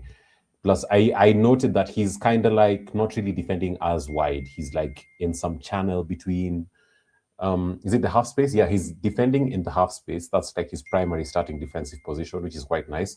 So I don't know, new innovation from Amorim or game specific, not quite certain, but hey, man. I mean, to be fair, I think Mbumo, when he plays, he also kind of defends in the half space, right? So I think they're looking at Dorgu as the Mbumo for today. Because Ahmad is always more wide, right? So I think that's how they're kind of looking at it. But that's fair enough. That's a good piece of observation. But I agree with you. I mean, it's nice to see, you know, we always get more excited when somebody unexpected does something unexpected, right? And to see that finish from Dorgu, because that is like, I don't think Mbumo can finish that. It maybe in training, you know what I'm saying? Like that's one of those that even Dorgu tries it 10 more times, he probably doesn't score. And then he had that second chance as well, where he went in and almost did it. So it was crazy. Nelson, why don't you come join us, bro? Let's talk about our favorite player, Dorgu, because we've both been waxing lyrical about this guy, and he's been fantastic today. Like I'm so excited about Patrick Dorgu, man. Go on, tell us, Johnson. Who else did you think had a good half? Sorry. Aiden Heaven is quietly doing his thing, because I feel like Voltamada is struggling, man. Because I don't know whether it's that like he's not suited to the high pressing Newcastle structure, so he's kind of breaking down the play. But I feel like he's struggling, and of course now the correlation to that is how Heaven is just having a nice and quiet game. But of course, it's just linked down to the right side and how the right side is looking solid today. And Newcastle's left today is dead. Hall is a headless chicken, in my opinion. Let me just caveat it with that. And I think on a side note, aside from positive performances, I don't know. I feel like Cunha's Maverick side really does my head in sometimes, because the decisions he makes are just infuriating sometimes, but also bring joy on some occasions. So like on the occasion where he run with the ball, take on first person, second person, either a shit cross, pardon my French, or he'll lose the ball. So I mean, his Maverick side has its positives. So I guess it just takes some getting used to. Yeah, I agree, dude. I agree. The amount of love for Dorgu that I'm seeing is amazing. But with Cunha, man, I've been talking about Cunha for a long time. I think I agree with you. It's the Maverick side. So many times I see him, I'm just like, bro, release the ball. Please just release the ball.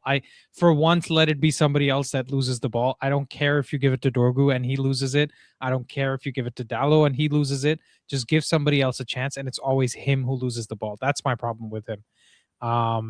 And I agree with you. It's one of those things where he has a higher ceiling, but also a higher floor or lower floor. than some of our other players, right? And I just think, could you just bring your floor up a bit without losing the ceiling, and then you have like one of the best players in the world, right? But I guess that's not how it works, because sometimes, I understand in terms of the personality of people as well. If you take away the bad from somebody, sometimes you also take away the good with it, right? Exactly. Yeah. So I'm smart enough to understand that, but still, it's frustrating nonetheless. Who else? How did you think Ugarte played? I mean, he's quietly doing his thing. There's one moment towards the end of the first half where he lost the ball. He channeled he channeled himself. Yeah, his inner Ugarte. Ugarte. Yeah, he's in Ugarte, but I feel like that double pivot, Casemiro Ugarte is actually working for me today. And as much as Newcastle have a lot of the ball, they're really struggling down the middle, trying to force a lot of their stuff down there, right? And of course, Shaw is also quietly having a good game at left back. Man. Yeah. The question is how long that's gonna last if we decide to stick with the 4. Oh, he doesn't have the energy. If we play, we have another game against Wolves pretty soon, right? I'd be very surprised if he plays left back that game too. Because and if he does, then the third game after that, I'd be worried. You know what I'm saying? Like at some point, the other shoe has to drop with Shaw, and I'm just going to be waiting for something to happen in terms of an injury, and we can't afford that. Okay, we have Nelson here to grace us. Nelson, how you doing? Looks like you just shot an episode of The Wire, bro. I don't know about you, but it's like icy outside for us. It's very cold. Yeah, it's very cold. Were you shoveling or something? No. Like it's icy. It's freezing rain down here. So I had to put like salt outside.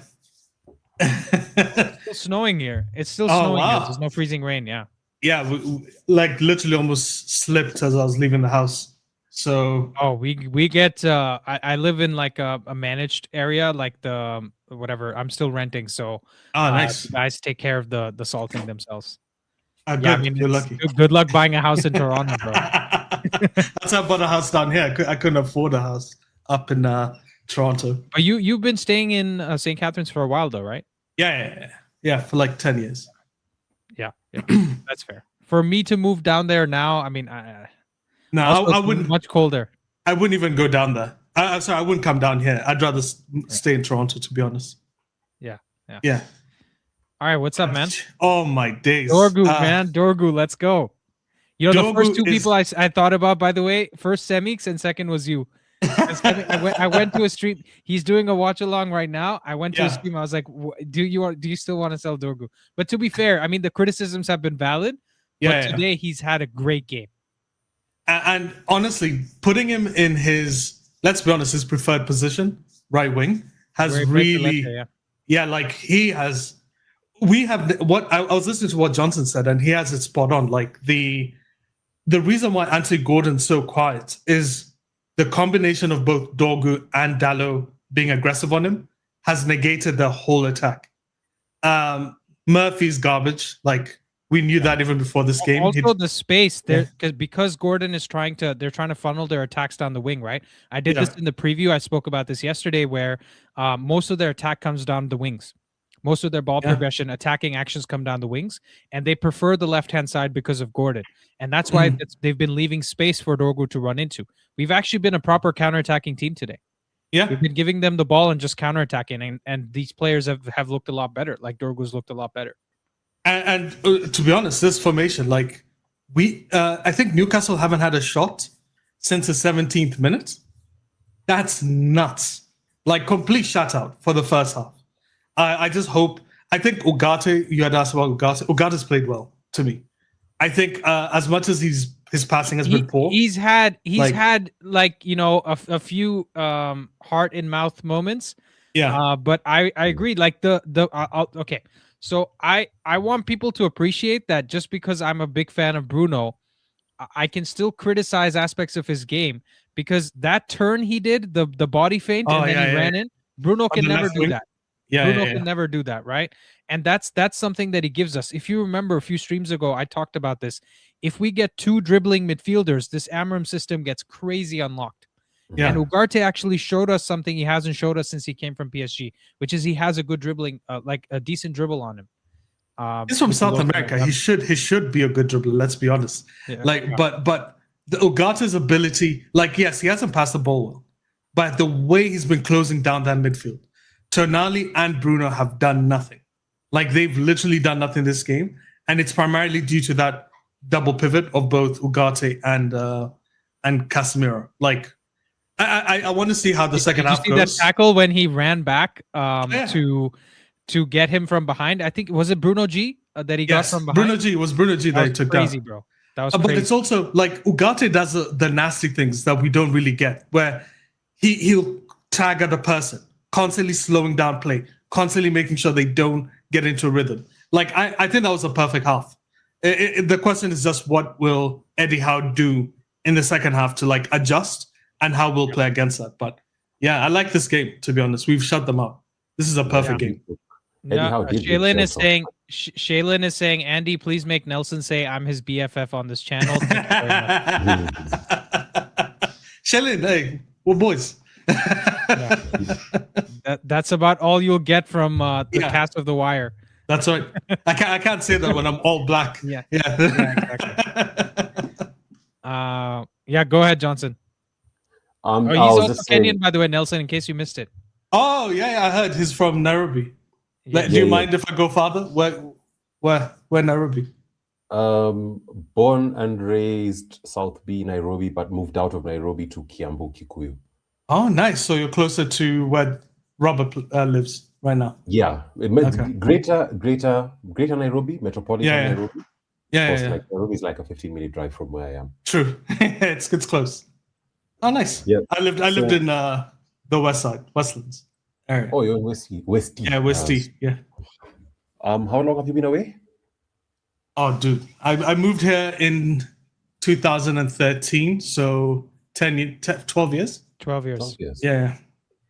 Is that the last time you were here, or have you been? Oh, no, I've been back. I've been back a couple times. 2 years ago, I think I was back. Does Kenya allow dual citizenship? Yeah, I'm a dual citizen. Yeah. Oh, nice. Because India doesn't, so I had to give mine up. Oh. Yeah. Oh, crap. So when you go back home, do you need a visa or anything, or is it So they have something called the Overseas Citizen of India, which is essentially you just can't vote. You have all the other rights except for voting. Okay. So I can go live there for the rest of my life, own property, work, whatever, but I just can't vote. Oh, that sucks. Are Nelson's pulling the political strings from Canada? Is that what's happening? I didn't know. But yeah. But hey, I can't wait for the second half. That's my. Me too. I'm really hyped up, to be honest.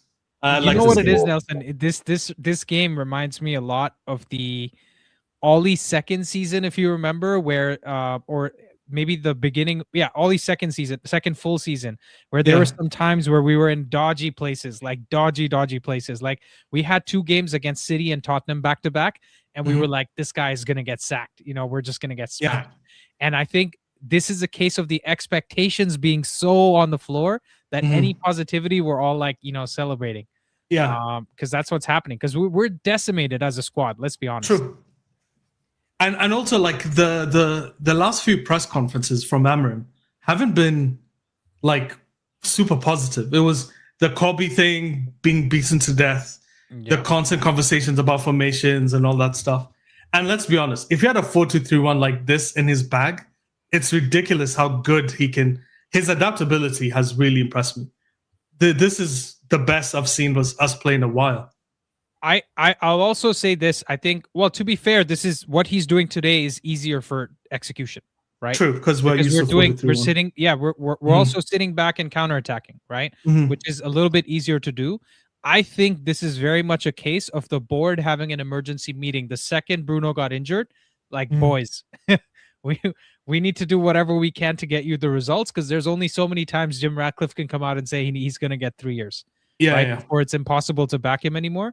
And here's the truth, right?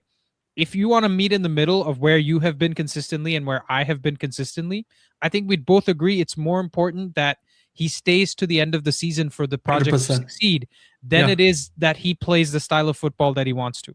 Yeah. Right. And I think the board were telling him you have to keep playing a 3 at the back, and now the board are telling him, you know what, we'll accept a change in formation if it means we can get some points on the board. Because I don't think he's got that type of power to just be like, you know what, no, I'm playing the system or I'm changing systems.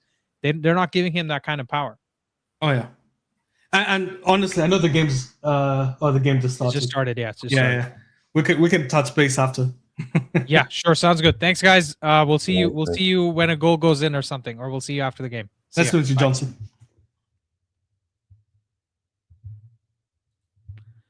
All right, guys. Game just started. I'm gonna set up the timer here. Sorry, I'm a bit late with changing that. Give me a second. If we go to live and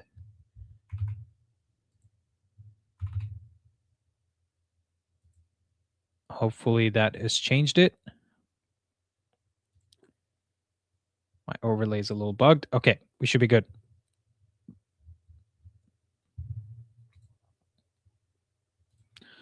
Boys, we still got 134 people watching, man. Drop a like on the stream. Let's go. I'm so excited.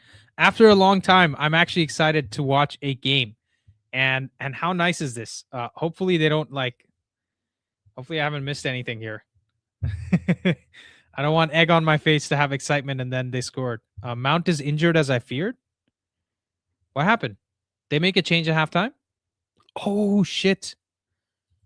Mount got injured, boys. Mount got injured. God damn it. We just can't catch a break. We have Jack Fletcher on. Let's see. Well, you know, I wish him the best. Let's see. Let's hope he can do something for us. Now we just kind of have to defend and just win the game 1-0. That's what I'm hoping for.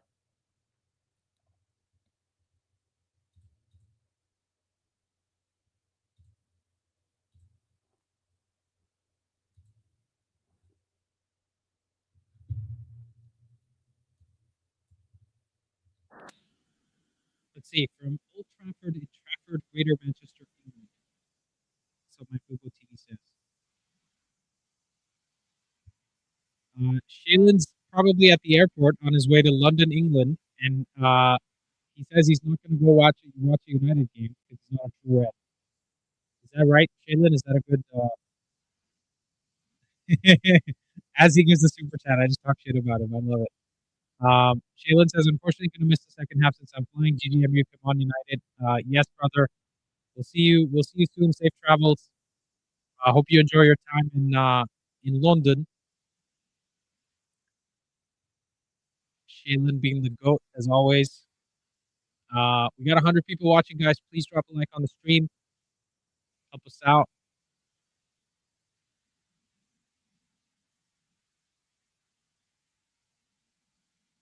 Start a new poll here. Chesko wins the header.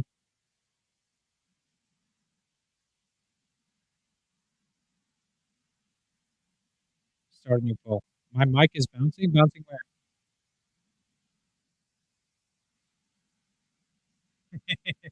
Yeah, Nightwing. That was. It's a Tuesday, innit? Tuesday. Mike is dead. What are you guys saying? Hello? My mic's working fine.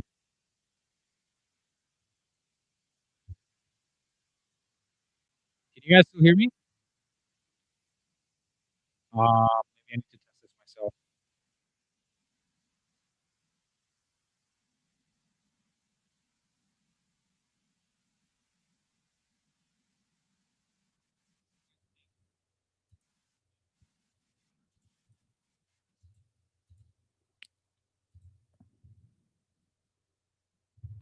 Hello?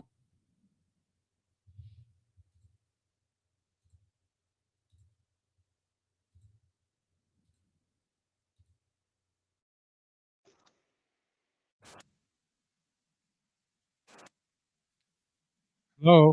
Can you guys hear me? I do hear that it's weird.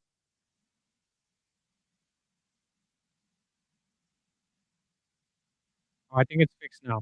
I think it's fixed now, guys. I'm sorry about that. I don't know what happened. Should be fixed now. I just checked it myself. I think it should be good now. Yes. I am speaking a sentence. Sudarshan Jazz. Sentences for you. Sentences all day, every day. Ooh. Yeah, I think there was an issue with the mic. It should be okay now. I fixed it. I changed my.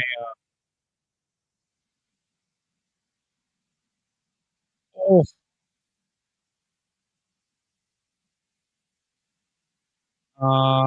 your mic is sounding worse than when I try to call into the show, bro. A little bit muffled. Is it still bad?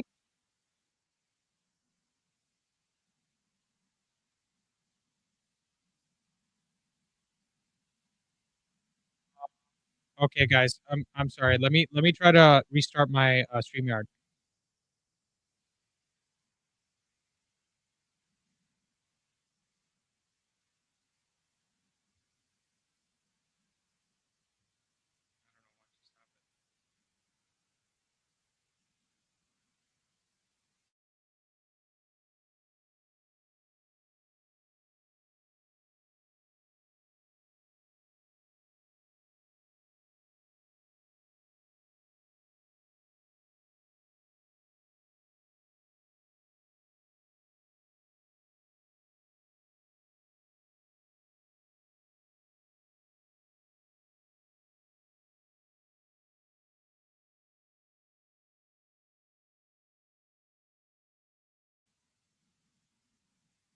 Oh,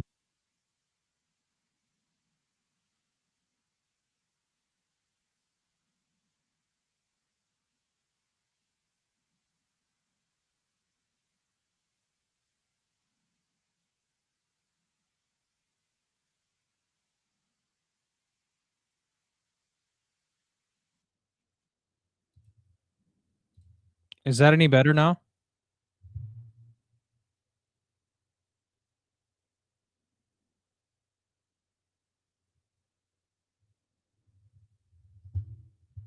Hello.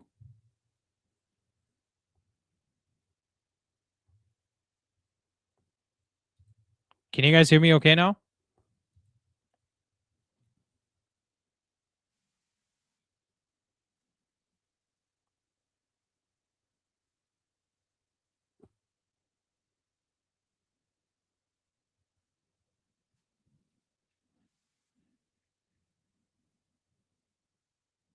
Okay, I don't know what happened, guys. I'm sorry. Hopefully that's good now. If there's any other issues, you let me know. Okay, maybe there was some issue with the cable. But hopefully I didn't miss anything from the game. And thank you guys for being patient with me. Thank you, thank you. It's never happened before. I spent like $400 on the setup, so I'd be very upset if it doesn't work. But thankfully,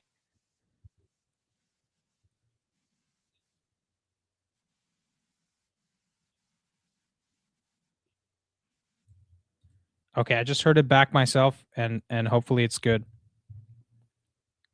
We're all good.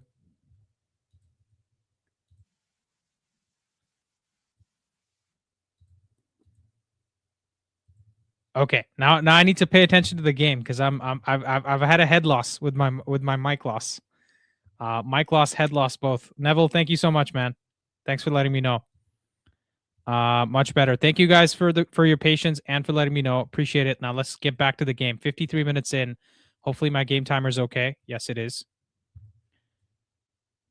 And I was gonna start a freaking poll.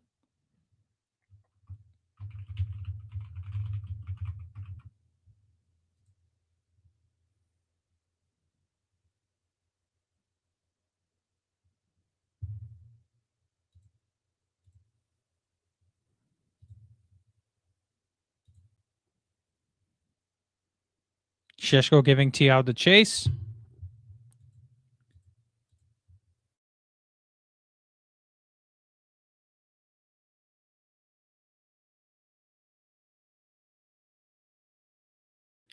I'm gonna have myself a protein bar, guys. Sounds about right now. Need to reset and refuel. We've got a long stream ahead of us. You didn't miss much. Newcastle are attacking wave after wave, but our defense holds up. Nice.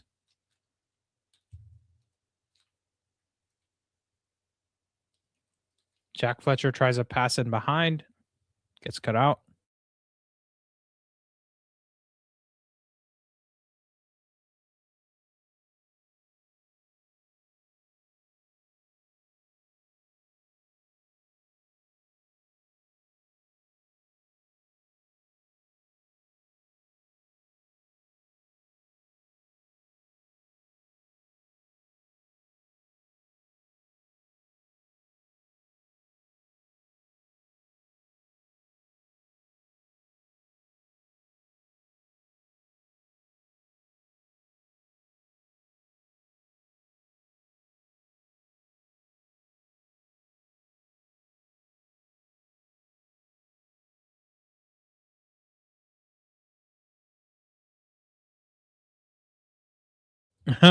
Neville says, I officially feel old, man. Darren Fletcher must be the proudest dad in the world right now. I remember seeing Darren Fletcher playing for us when he was like 20.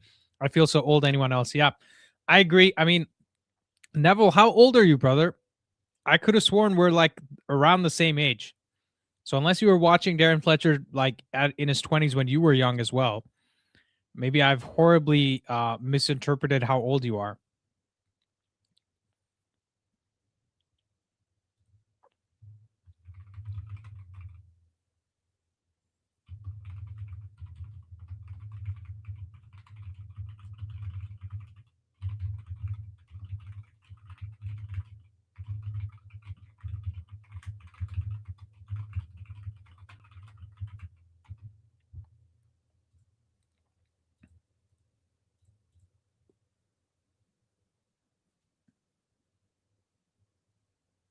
Dude, we've lost the ball very easy in some of these physical duels. Yeah, we're not getting any control in the midfield.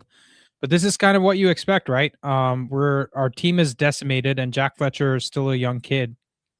So we can't expect him to offer the same control that someone like Mount does, and no Bruno in the team either.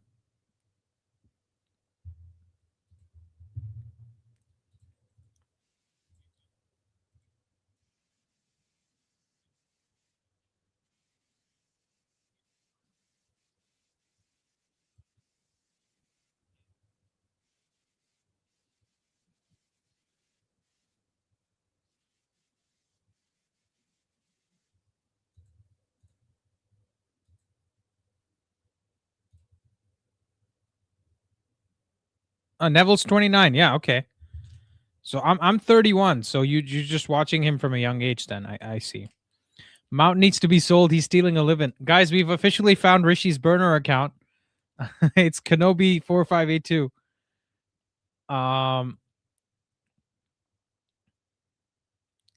Yeah, we can't really do anything. We're just playing like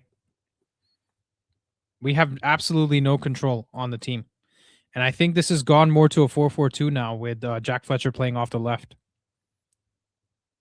No, we're not putting it on Fletcher. It's just an explanation of what's happening, right? Because Jack Fletcher's not offering the same control that Mount can. But I also don't mind this this approach from Amorim to have just, be okay with a victory and just defend, because that's what we're doing. We're defending super deep.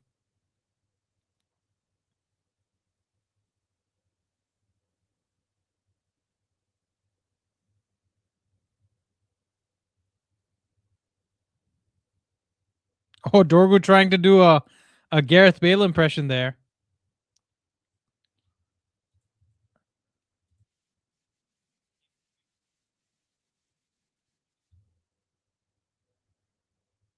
Oh!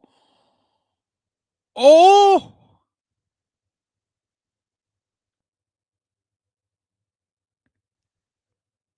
How has Sheshko not scored that?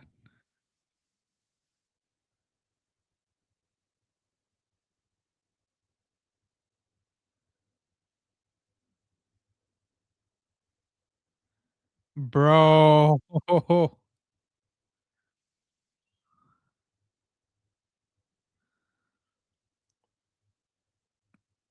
My goodness.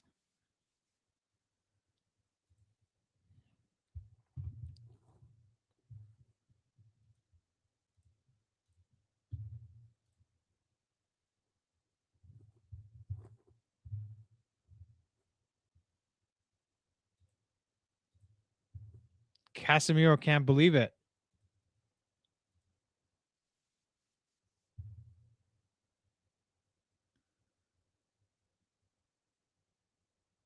Yeah, it's going to be Licha on midfield. Medi Kuono, how are you doing, brother? Yep. Casa out, Euro in. Martinez goes into midfield, or we have a change in shape. One of the two. I mean, to be fair, I think Amorim's just looked at the lack of control that we've had, and he's decided that I need to do something about it. So that's why he's made the change. I think it's going to be a back five again, unless Licha steps into midfield. We'll see.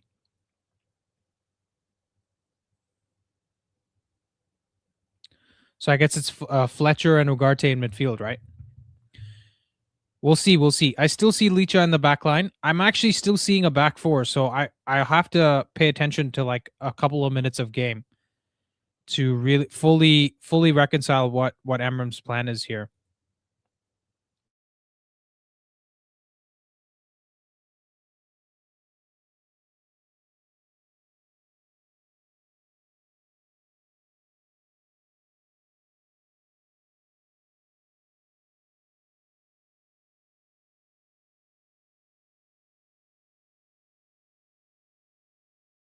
Bro, Lewis Hall just hit the post, and then he had another shot. This is crazy. We have no control in the game.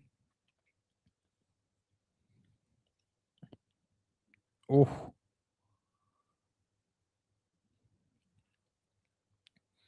I don't know, guys. Maybe it's an injury thing. Maybe it's like managing minutes for Casemiro because he knows we can't lose both Casemiro and. Come on, that's a handball for a Newcastle player, bro. Calm down.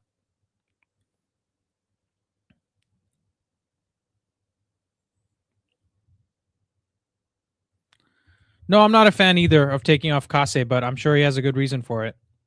Maybe we can't really. Oh my God! Don't tell me Lissandro's injured now, man. We can't afford another injury, bro. Please.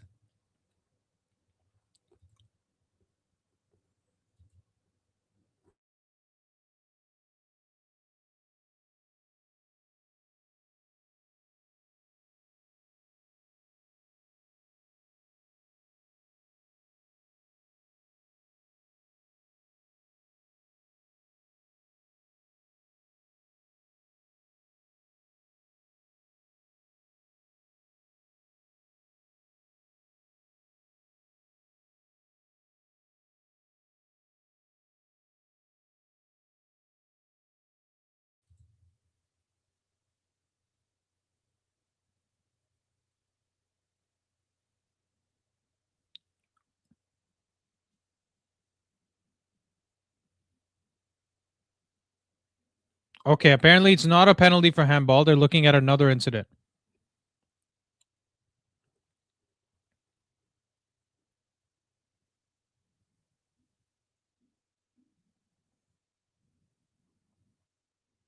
What is the other incident?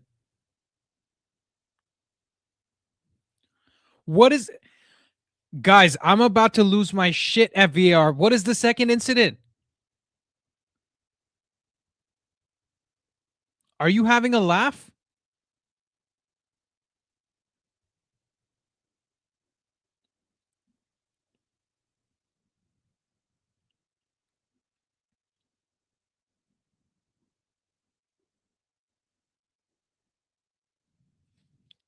What is happening, bro?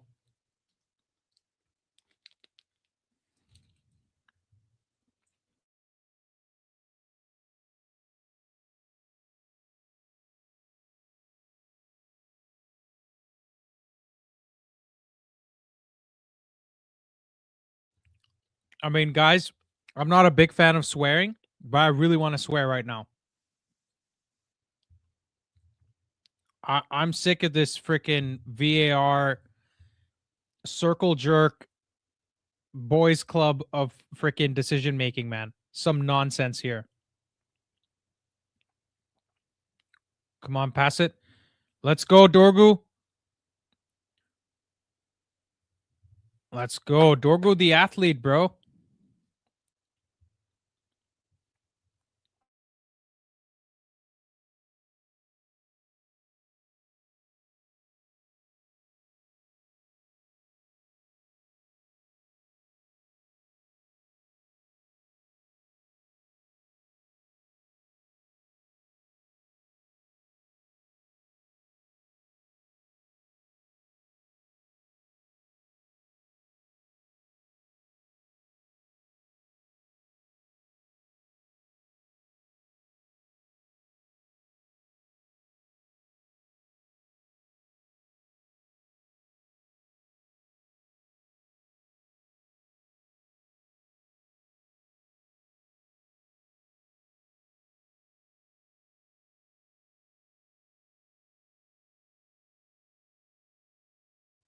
We need to get rid of freaking PGMOL, bro.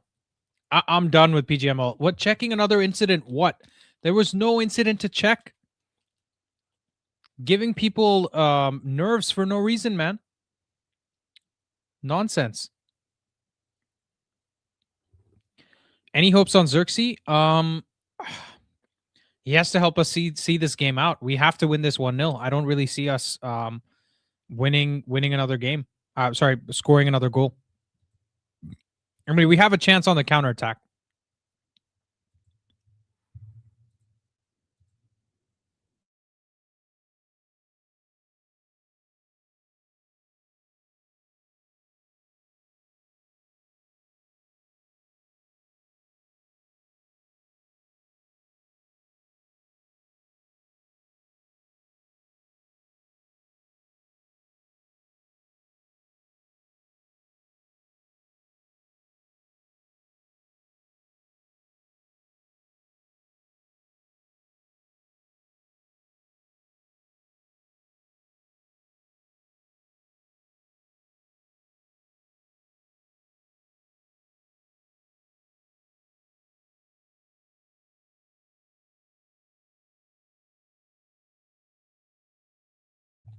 Guys, to be fair, I don't really think Newcastle are playing that much better.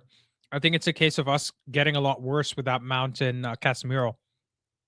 And fair enough, you can question the Casemiro substitution, but I think we were getting overrun even before Casemiro came off the park.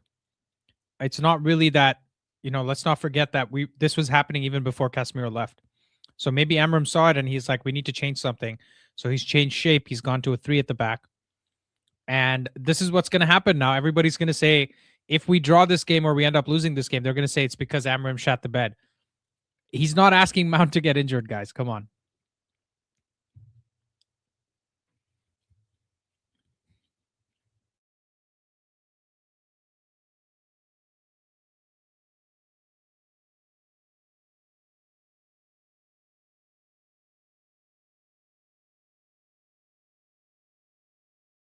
Anthony Gordon looks identical to a lunch lady in high school that used to sell me cigarettes for 50p a pop. He's like her doppelganger. Ever since there's comparisons of Anthony Gordon with Princess Diana too. Yeah, Mount has been a big loss for us.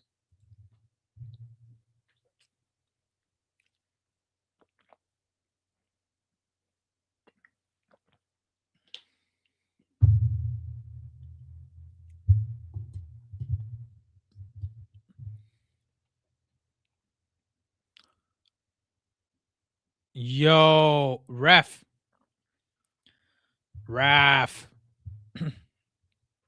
Good work from Euro. Nice pass from Ugarte. Oh, there we have some Brazilian on Brazilian action right there. Joe Linton on Cunha. Anthony Taylor's like, you're taking the piss?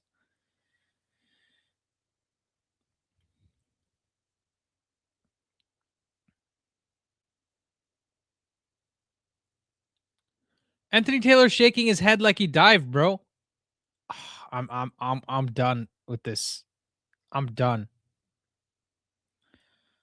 I am done with these guys, man.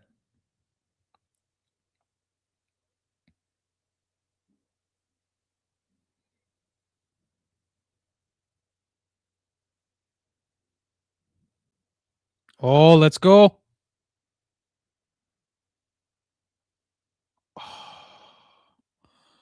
Dorgu's been putting in some work, man. Dorgu has been putting in some work.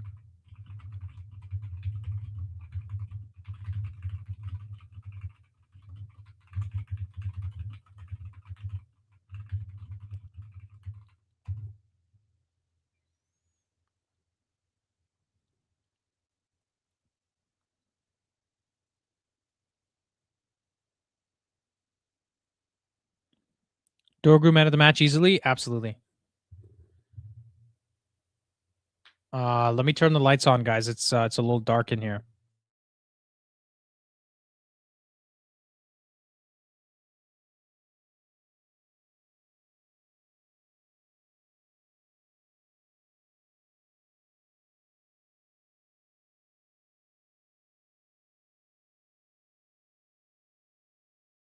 And I got to go turn the light on properly as well, guys. So bear with me for a second. 1 second. Be right back.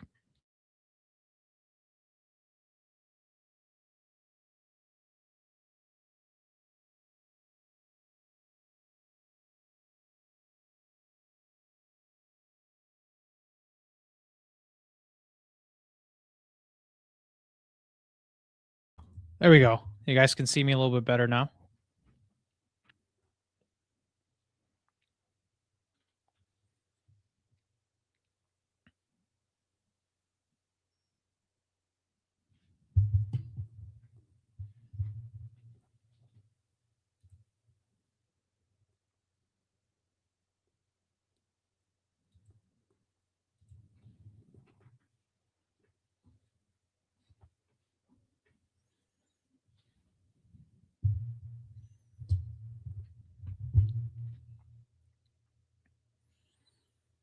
Ref. Thank you. Ref. Thank you. Frickin', that's what pisses me off about Anthony Taylor, man. He just wants to make the game about himself. That's what I don't like about this guy. Jack Burr, what changes would you want him to make? Because before Casemiro went off, we were not good either. I think Mason Mount's been the big problem, and he got injured at halftime. So please tell me what changes you would have liked him to make, or what changes you have an issue with. I'm happy to take a look at it.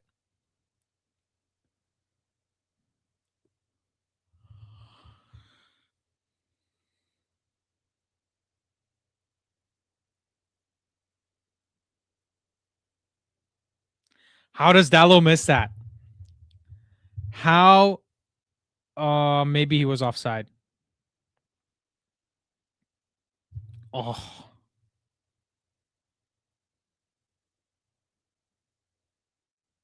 Oh my God. That had to be a goal, guys. This has to be a smash and grab.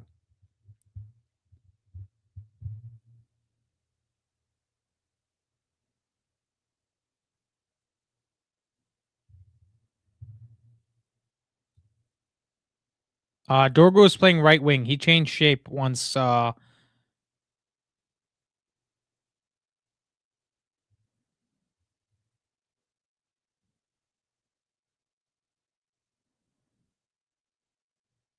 Bad communication from Euro and Dorgu there. Euro and Dallo there.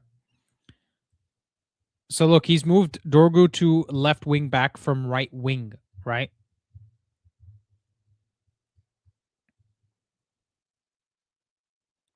Yeah, exactly. Pacheco makes a good point here. He says there are no changes.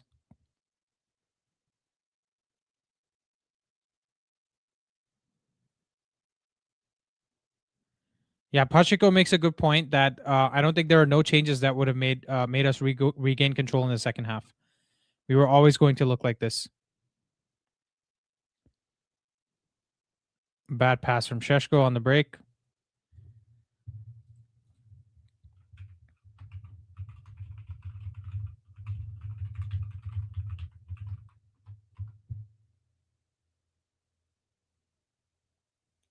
I think, I think this is a good point. I think we might just be playing Dorgu and Dallo as left winger, like right winger.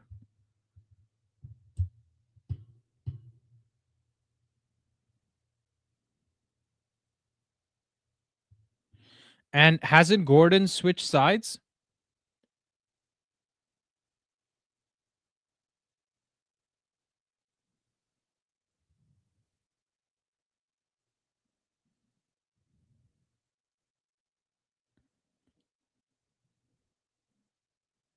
Yeah, Sedan says, you know what? I'm happy for it to see Licha back with the same precision and fire back in the squad. I was worried that long-term injury might change him. Yeah, absolutely. That's definitely a very big positive.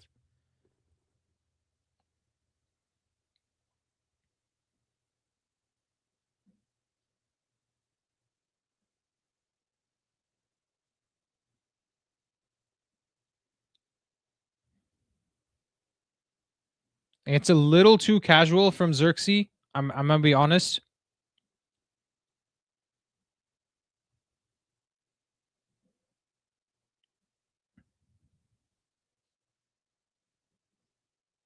Cunha win this.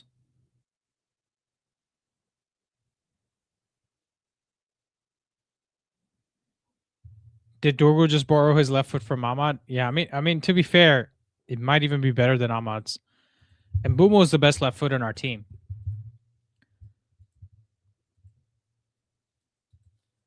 Tonali out for Willock. Look at how many changes they're making, guys, and we have kids on the bench. Like we have Tyler Fredrickson, Tyrell Malacia, Tyler Fletcher, Bendito Montado, and Shea Lacey. We have no other changes we can make unless we want to bring on Malacia. This feels like a Ten Hag first season performance. This is a very good point. United for eternity. This is a very good parallel to draw. This does feel like a Ten Hag first season performance. Or just essentially, trying to defend. Yeah, Lawmans has been excellent. How often does Xerxes lose the ball for United? It's just a hard place to evaluate him right now because, to be honest, the game's kind of all over the place, right? There's no control in the second half. Body language of the players has changed. Euro comes on, and all of a sudden the right looks exposed. Guys, let's not do revisionism here. Casemiro was on till the 60th minute. In the first 15 minutes of the second half, we looked equally as bad. So I'm not trying to defend anybody here. Oh, is that goal line clearance from Dorgu? Where's the freaking...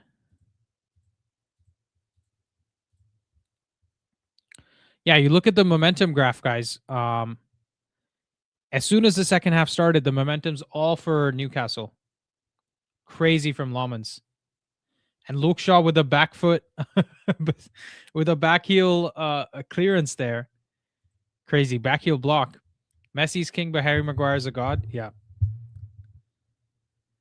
Agreed. Hopefully you guys can still hear me okay. Let me just do a sound test.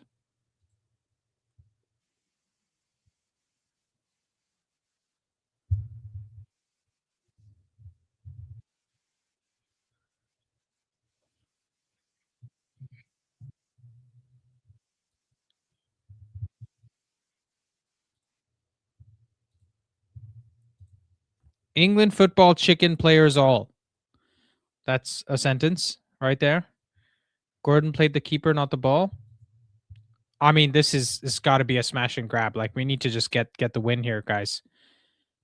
Crazy thing is, for all the possession, 63% possession, Newcastle they've only had one big chance. 12 shots, 2 on target.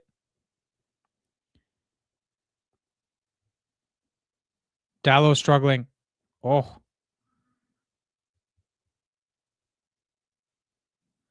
Dallo awful defensively today. Yeah. He's getting skinned.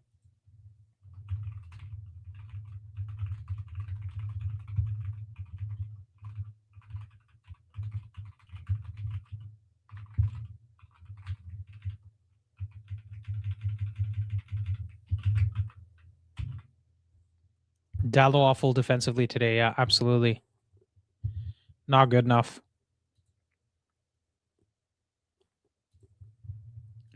It's finishing 1-0 or 1-1, it feels like. I feel so bad for Amorim, man. Literally got no wiggle room. Of course, it's all Newcastle. Mount was our maestro, and we lost him, so we lost some control. Yeah, Mount has been a big miss. Dallo is looking shocking. Dallo looks like he needs mommy right now. He's looking bad. Every chance they get, they're going out down that left-hand side, and it's looking peak.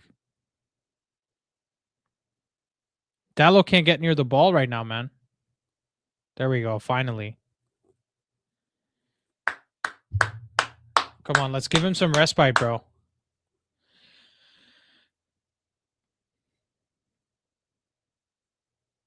Yeah, even at right wing though, he's getting skinned defensively. I mean, ideally as a fullback, you should be doing better at right wing defensively, even if you're bad going forward. And he's been doing some good things going forward, but yeah, that's true. Like Sheshko hit the post, right? Sheshko hit the post. They hit the post. Dallo skied it over the bar, like just over the bar. So there's not really that much you can say about Amorim right now.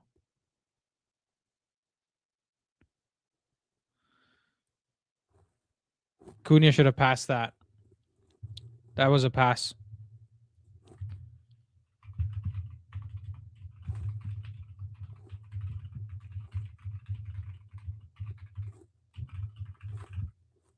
He can pass it to Dorgu and get it back from Dorgu. I don't understand what the need for being selfish there is.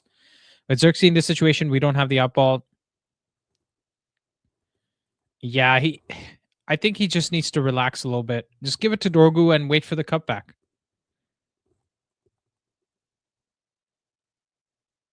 Ooh.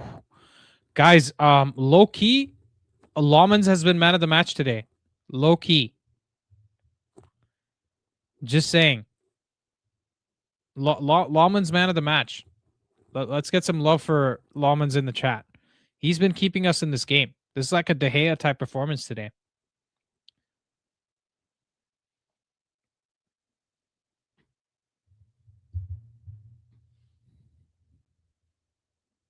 Good tackle from Cunha.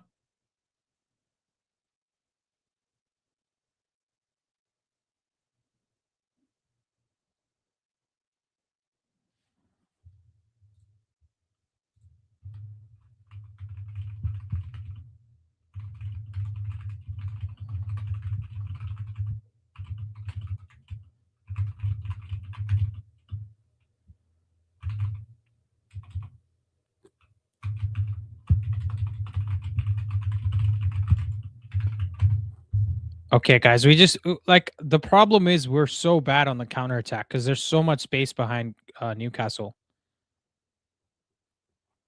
That's the concern. Drogo stops the cross. Too high. Goes for a throw. Yeah, boy. We need to celebrate every single defensive contribution right now. I still think it's between Lawmans and Dorgu. Easily. Because the amount of stuff he's done, just like the little saves and all that, it's been crazy, man. He has a 7 on FOPMOB. How it's 2 saves, I don't really know. Pashiko says prefer Dorgu as man of the match, but Lawman's still up there. Yeah, that's fair. That's fair. I'm not saying, obviously Dorgu's had a great game. Lawman showing his inexperience in this game. Are you talking distribution wise? What are you talking about?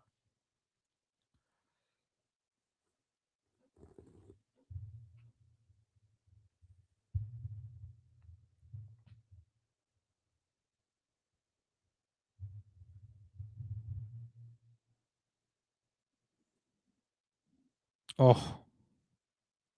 That pass goes through 3 players, bro.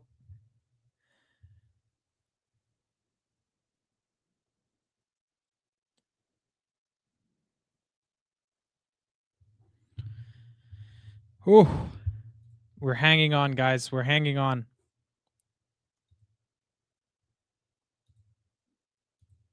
We are hanging on, boys. Getting the kids on could get us our second goal, but Ayusha can also cost us our second goal. That's the trade-off. That's the problem.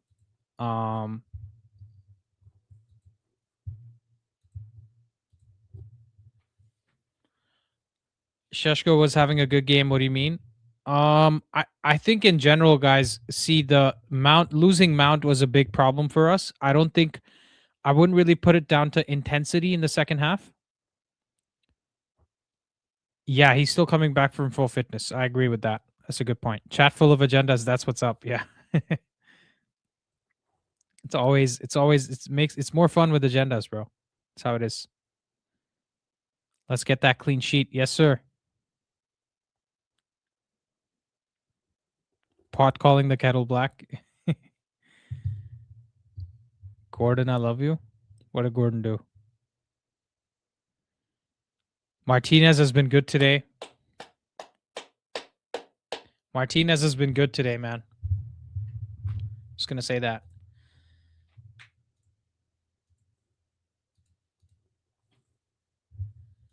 Boys, come on. Come on. Let's get this W, man. Let's get this W, please.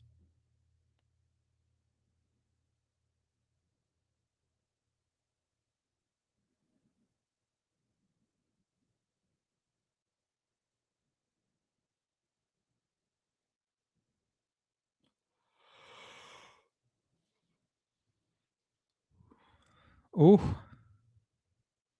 Oh, Dorgu took it to the face. Stay down, bro. Stay down. Head injury. Let's go. Yeah. Let's go. Gotta use the dark arts, boys. We gotta use the dark arts.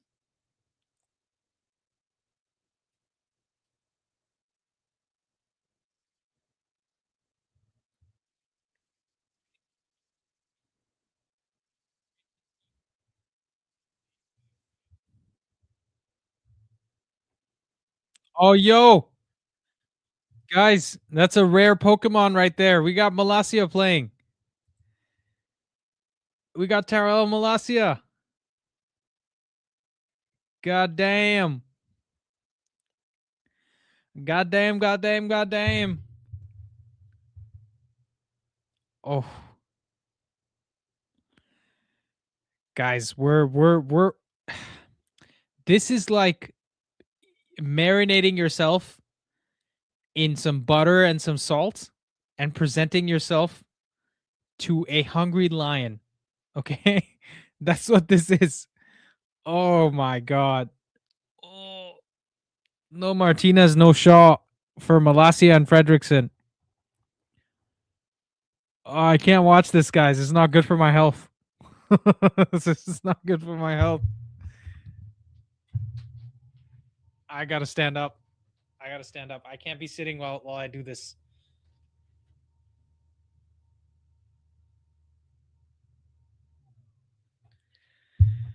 Whew. Guys, Neville, I, you know, you strike me as a very optimistic, positive fella. I know you want this game to go well, so I'm praying for you, bro. I'm praying that United can keep the clean sheet for you. Amorim playing the PL on legendary difficulty. This is beyond legendary, bro. This is like impossible the difficulty.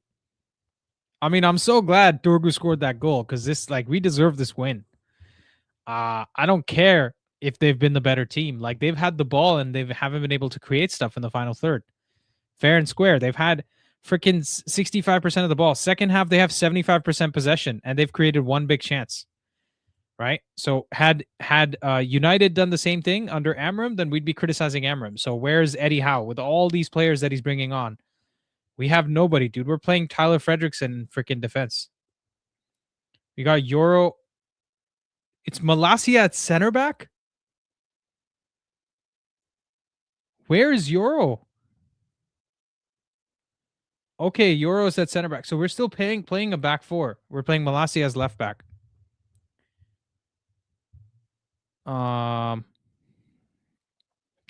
playing 10 or midfielder is not on my bingo card at all. Yeah, I hear you, bro. As they say in South America, Jesus Cristo, please save us. Jesus Cristo, I cannot take this.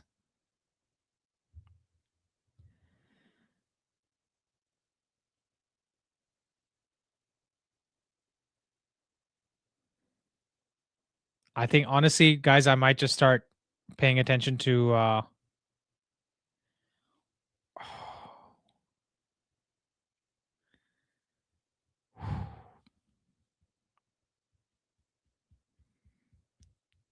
M just cope, bro. The game's not over yet. Oh, 7 minutes. Referee. Ref.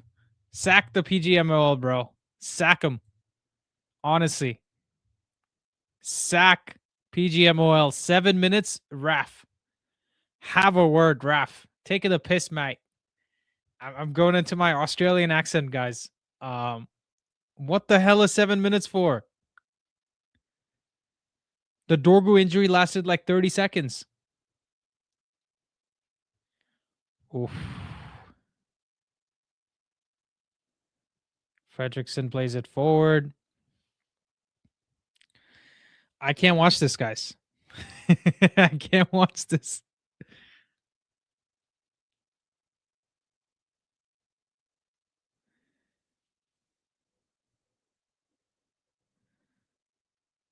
What are they appealing for, man? Joe Linton touched it. Newcastle looks helpless.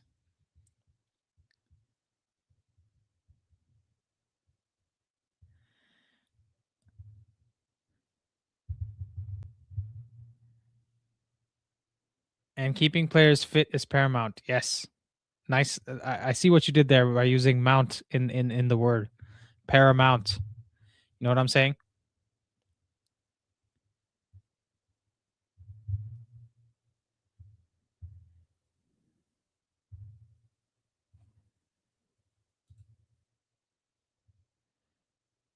What is happening, dude? Okay, that's fair. That's fair. That is a yellow. I don't know what Cunha's doing there. Cunha's trying to do some capoeira there.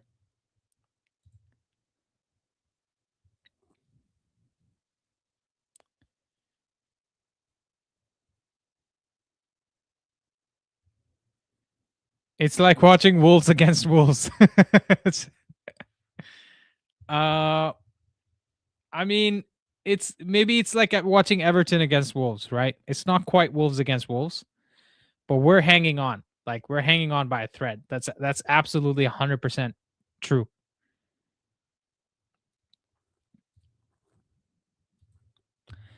I'm gonna be honest, guys. I'm just watching on FOTMob at this point, just to make sure I see what's happening live.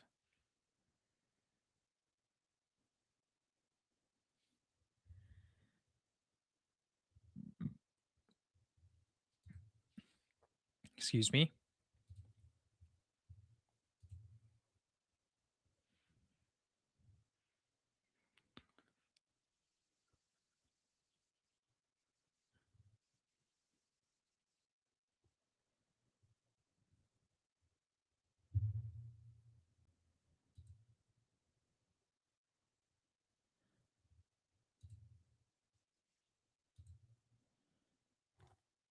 I'm so panicked right now. I'm looking at 3 different places. I can't watch this, man. I'm telling you, Lawman's man of the match.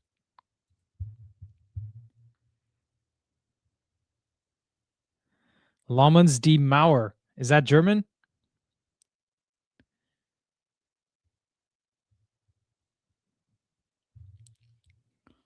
Come on, bro.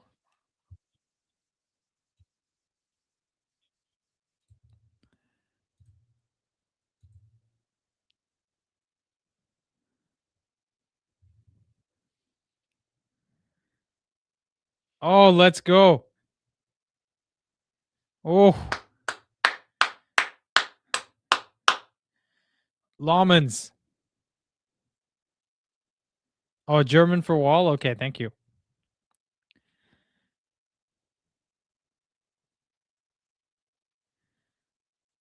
San Lawman's?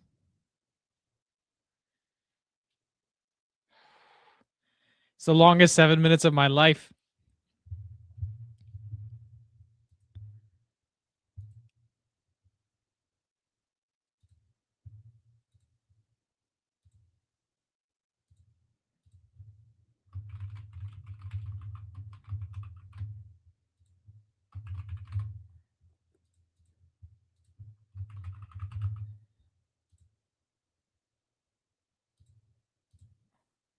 Oh! Guys. This is a crazy game, bro. Crazy, crazy game. Lawman's is something else, bro. Oh. Oh. His reading of his angles is insane. There's that one shot from Gordon that went wide, and he didn't stick a boot out for that, which 100%. No one answered that poll till after the game. Yeah. Bro, this is squeaky bum time to the maximum.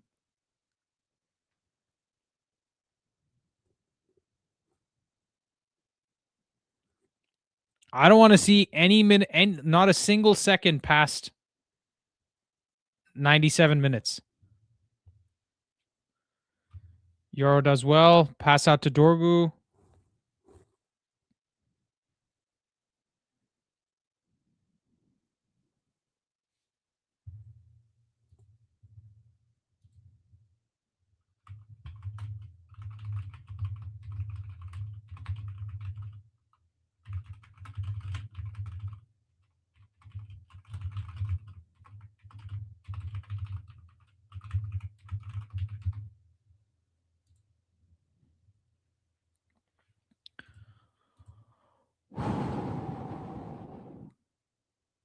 Guys. Please.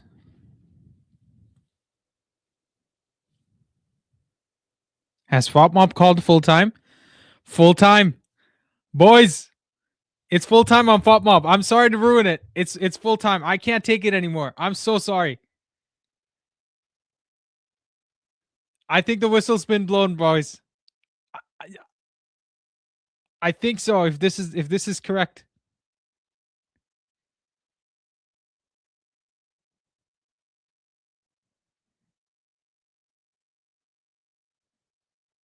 Yes! Let's go, boys. Let's freaking go. Let's go. Glory, glory, Man United, bro. We get the 3 points. Dorgu, my man. Dorgu and Lamans both, bro. They need to like deserve split. Can you imagine what Amorim is going through right now? Amorim must be a nervous wreck, bro. We survived it, bro. I'm sorry. I know I spoiled it, but I had to. That was the end of the game. We got the 3 points. If you guys want to wait till the end of the game to spoil it, I'm okay with that. Okay. First win and clean sheet in heaven knows how long. Absolutely. Bruno haters loving this. Game of 2 halves for me. LOL. Guys, we're going to be stay here. Don't go anywhere. This stream is going to end and the next stream is going to start immediately after. And you'll be redirected from here to there. And I want to hear from every single one of you. Okay. So I'm going to be live right here. Stay here and YouTube's going to take you there immediately. Do not move. That was a banger, boys. I'm so happy we won. Let's go. Let's freaking go, man. Stay right here. All right. See you in a second.